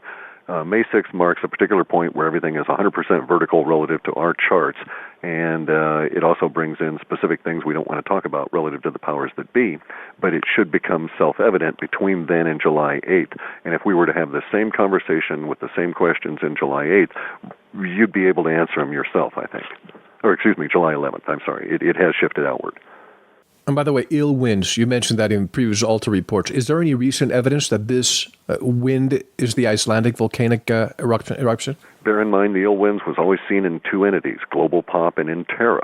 In the Terra entity, we've seen about 35% so far of the linguistics fulfilled. So yes, there is evidence that the ill winds is being driven from the is being fulfilled by the Icelandic volcano. However, there's also evidence that because we're only at about 35% so far, that there yet remains more volcanic action to come. But also be clear, there was the ill winds component that was the subset of the radioactive problems induced by the Israeli mistake in Global Pop, and that still is open for resolution, so to speak. Will they or won't they? I can't say at this point. We're seeing enough in the language and the mainstream media to suggest yet another ramping up attempt to get Israel versus Iran on our minds, such that when Israel attacks Iran, even though we've said we won't support them, the retaliation causes problems in Israel, and is an attempt to draw us into a global thermonuclear war. That is still the plan. Whether it succeeds or not, we'll have to see. On your two of your most significant hits in the history of Alta were the 2004 tsunami event and 9/11. Recently, you've stated that the data suggests an event that, quote-unquote, sheds lots of building tension language in a 2-month period that will be the most intense time since the days immediately following the two aforementioned events. One, if we gauge the accuracy and confidence of the Alta reports for those two events to be indicative to the probability of this third very significant event to occur in the near future, what do you think this event would be? Well, that's the tipping point that we're talking about, and there's our conundrum. I just don't know. The tipping point has involved vast quantities of terror, vast quantities of global pop and revolution meme, all whipped in with warfare and currency and the alien wars. So given the level of intensity, the fact that it spreads across 4 days and is followed by 2 months of release language and a very steep drop into release language, I would say that it's going to have to be big, it's going to have to involve warfare at some level, and it's going to have to be planet-affecting, and that there will be 4 days of really nasty tension. That sounds a whole lot like the Cuban Missile Crises, or it sounds like the assassination of the Archduke and then the actual beginning of warfare, or it sounds like the time the two popes started poisoning each other and set off the wars in Europe. So there are distinct outcomes that are quasi-favorable. The 4 days could be a huge amount of tension involved, but a good release. In other words, a Cuban Missile Crisis kind of thing, where we think we're going to be blown up, and then in the end it's all giant, and we party for 2 months saying, boy, we're glad we're past that. At this point, I just can't say. We're hoping to be able to get a better, clearer picture by September. That's the best we can do at this point. I'm going to go ahead and say this, okay? I got a phone call last week from somebody I know, high-ranking official from a major airline, and he told me that he got a phone call last week, I believe it was from Homeland Security, saying, we need you to clear the airspace from 2:30 p.m. to 8:30 p.m. Eastern from Miami to the Bahamas and to Cuba. And bear in mind, Air Force One was standing right there in Miami that day. Somebody at the airport, and I don't know if this is true or not, somebody at the airport saw President Obama get off Air Force One to get into a smaller plane. Okay? Okay. Any speculation of what this could be? Haven't a clue. The machinations of these minions drive you crazy trying to keep track of it all. Did he or didn't he go to Bilderberger? Oh, well, he went to a building next to Bilderberger and may have met with the Bilderberger participants, but he didn't go in. So that's again a reason why we have a tendency to discount or discard a lot of the information we get off of the political minions themselves, because so much disinfo is thrown out continuously. It's like chaff out of the back of the airplane, hoping that you won't notice the fellow in the suit who's also jumping. You mentioned the rise in alternative media in regards to the uncovering of the corporate greed, abuses, and other hidden age agendas. Do you see any violence against the tools of the powers that be, entities like Fox News, as a wave of aggression against the media minions? Yeah, I do, and I don't like it. I keep advertising or advocating everybody chill. Every time you commit an act of violence, you further that energy. And I understand a lot of people that will be doing so will be not in their right minds. And to that extent, anybody can be forgiven for their reaction to discovering the world has been hoaxed all around them their entire lives, and they've been shafted by the powers that be. The expected reaction would be outrage and frustration and violence. It's going to be very difficult to keep everything under control, and unfortunately our data suggests that we're not very good at it. And by the way, we just have a few questions, and I apologize to you that I haven't taken a break just because I was a little bit skeptical of not getting disconnected more than we should have. Yes. Okay. What will come of this release? Let's see. You've expressed significant link between Space Goat Fart's entity and the collapse of the financial entity, especially when the church faces the audits and the population is shown the massive scale of corruption. You've stated that this emotional impact cannot be overstated. What will come of this release? And is this the recent pedophile cases a part of the emotional release soon to be coupled with the corruption of the financial aspect of the church? The cases are indeed part of that, but they barely even make 1.9% of the predicted linguistics, to show you how small a part they are of it. But they're very definitely in there and have been for some time. They're the thin edge of the wedge that breaks it all open at a level of personal revulsion that clearly separates reptilian from human mind. Bear in mind, reptiles eat their own; they don't care. They're quite abusive at that level. What will become is you have to understand what we're truly looking at here. It's as though you went to somebody who was farming tobacco or hemp in Virginia in 1786 and said to them, what do you think will happen as a result of this Constitution thing they got going that we all got to sign here in 3 years from now in '89? And, you could make predictions, but would you ever have predicted, Disneyland or New York City or anything we're actually living with now, cell phones or any of that kind of thing? All of it a result of that particular wave. We're looking at a social order wave of that level of magnitude of change. So if you want a prediction, go watch Star Trek, go watch science fiction, and then imagine it 10 times greater than that. That's the potential we've got. But we've got to cross that chasm of real risk before we get there.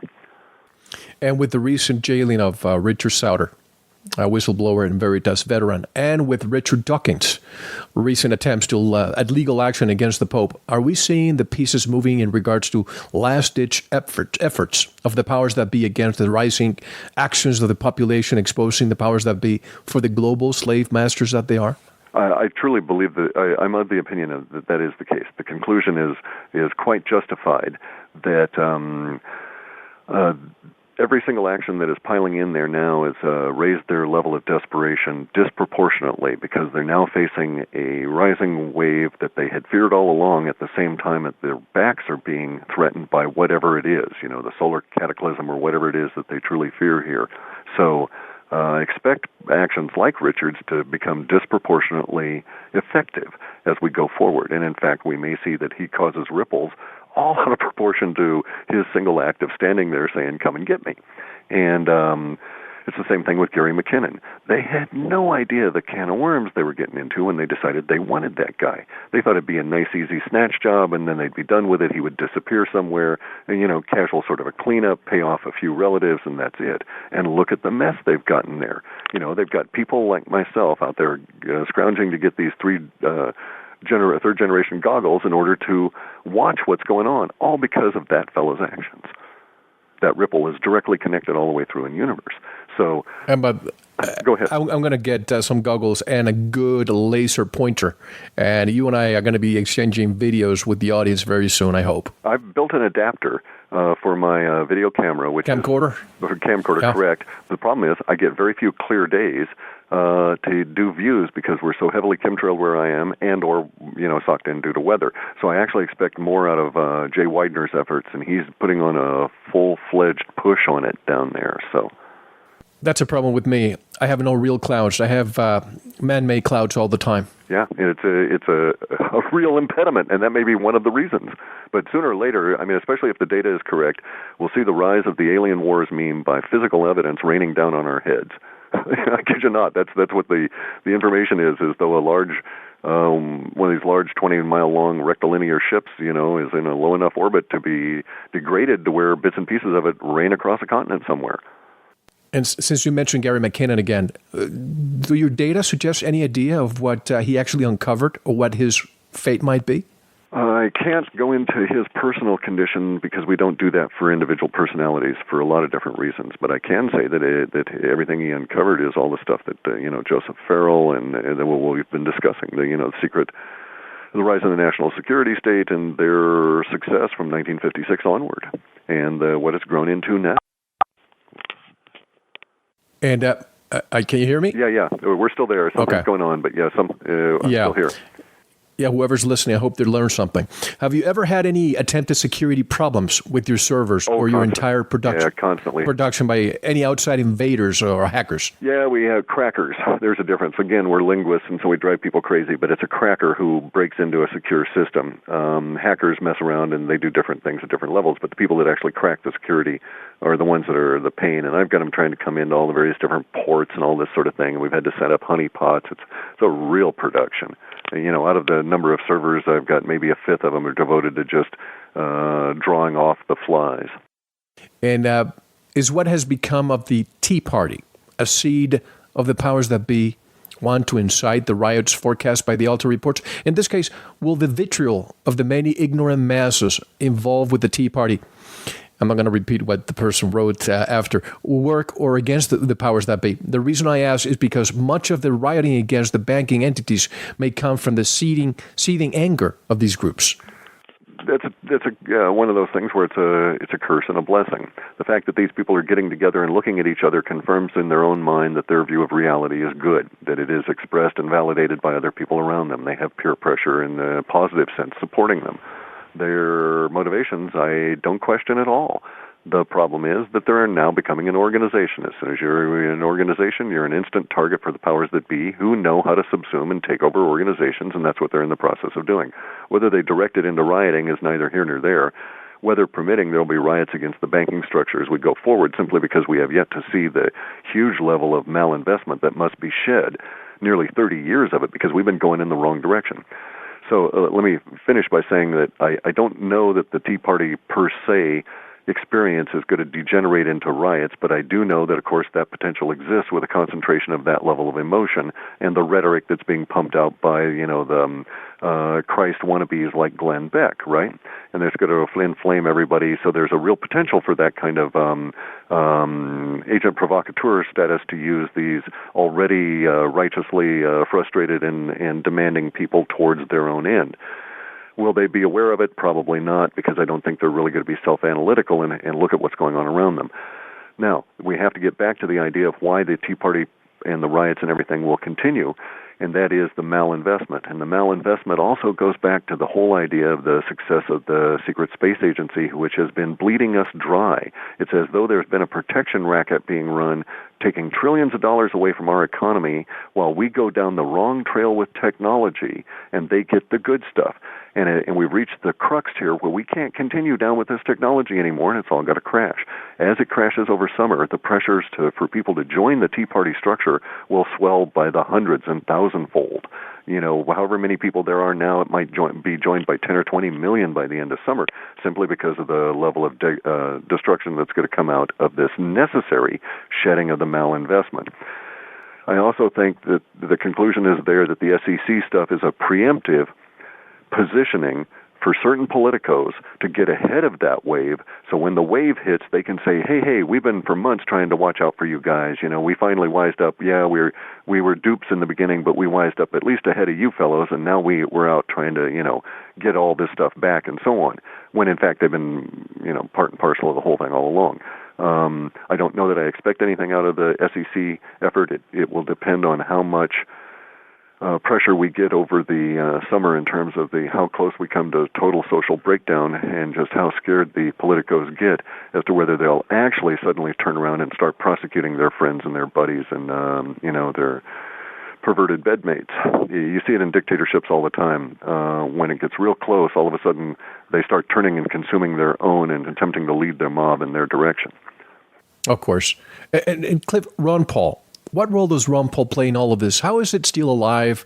In fact, what is Ron Paul? Would anyone as revolutionary as Ron Paul ever have a chance to lead? I don't think so. I think Ron Paul is the obligatory straw horse. I say that not being in any way denigrating to his efforts. I think he's quite sincere in everything, although I question why he's such a high-degree Mason. In my opinion, no one who is a constitutionalist and or a Democrat should ever join a secret society. The instant you join the secret society, your allegiance is to that society above and above all others. So you can't claim to be a constitutionalist or a Democrat. I mean, promoting democracy. I know he's not a Democratic Party fellow. The idea that for Ron Paul, though, is that he's a symbol at this point, and he's a loyal opposition symbol. You notice that he's always there draining energy, and he never goes anywhere. He always takes it so far and then no further. He has a certain level of stand-up, but he doesn't have that final follow-through. So I have respect for the positions that he mouths, but, if you're a Mason, you're not walking the talk. If you're a third-degree Mason or lower, I understand you don't really have a grasp on what's going on. Read into the entire history of Masonry all the way up through the Scottish Rites, all the way up through Albert Pike and all of the other degenerates, and then still be a Mason. And I think you're declaring yourself at that point basically an enemy of humanity. So he may be false opposition. Sure, happens all the time. They have both, they do it at all the levels. The pattern is the same. The rituals are the same. I've been offered a number of positions in any number of organizations since I started opening my big mouth about these reports. And I have to come back all the time and say, I'm sorry, I can't join any organization nor form one, because at their core they are instantly a target for the powers that be and are subsumed, because they work both sides of the coin constantly and they know how to do it very well. So if Ron Paul did not exist, they would create him. Right. And it's almost like a void for the people who are unhappy with both get all the duality of the... Exactly. Right, get it all whipped up and in your control, and when the right period is just great and you've got them at the maximum, drop them, let it dissipate. Right. And now, does your data suggest any specific... We only have a couple of questions. Does your data suggest any specific events in regards to the release of the Vatican's hold on the ancient knowledge in the near future?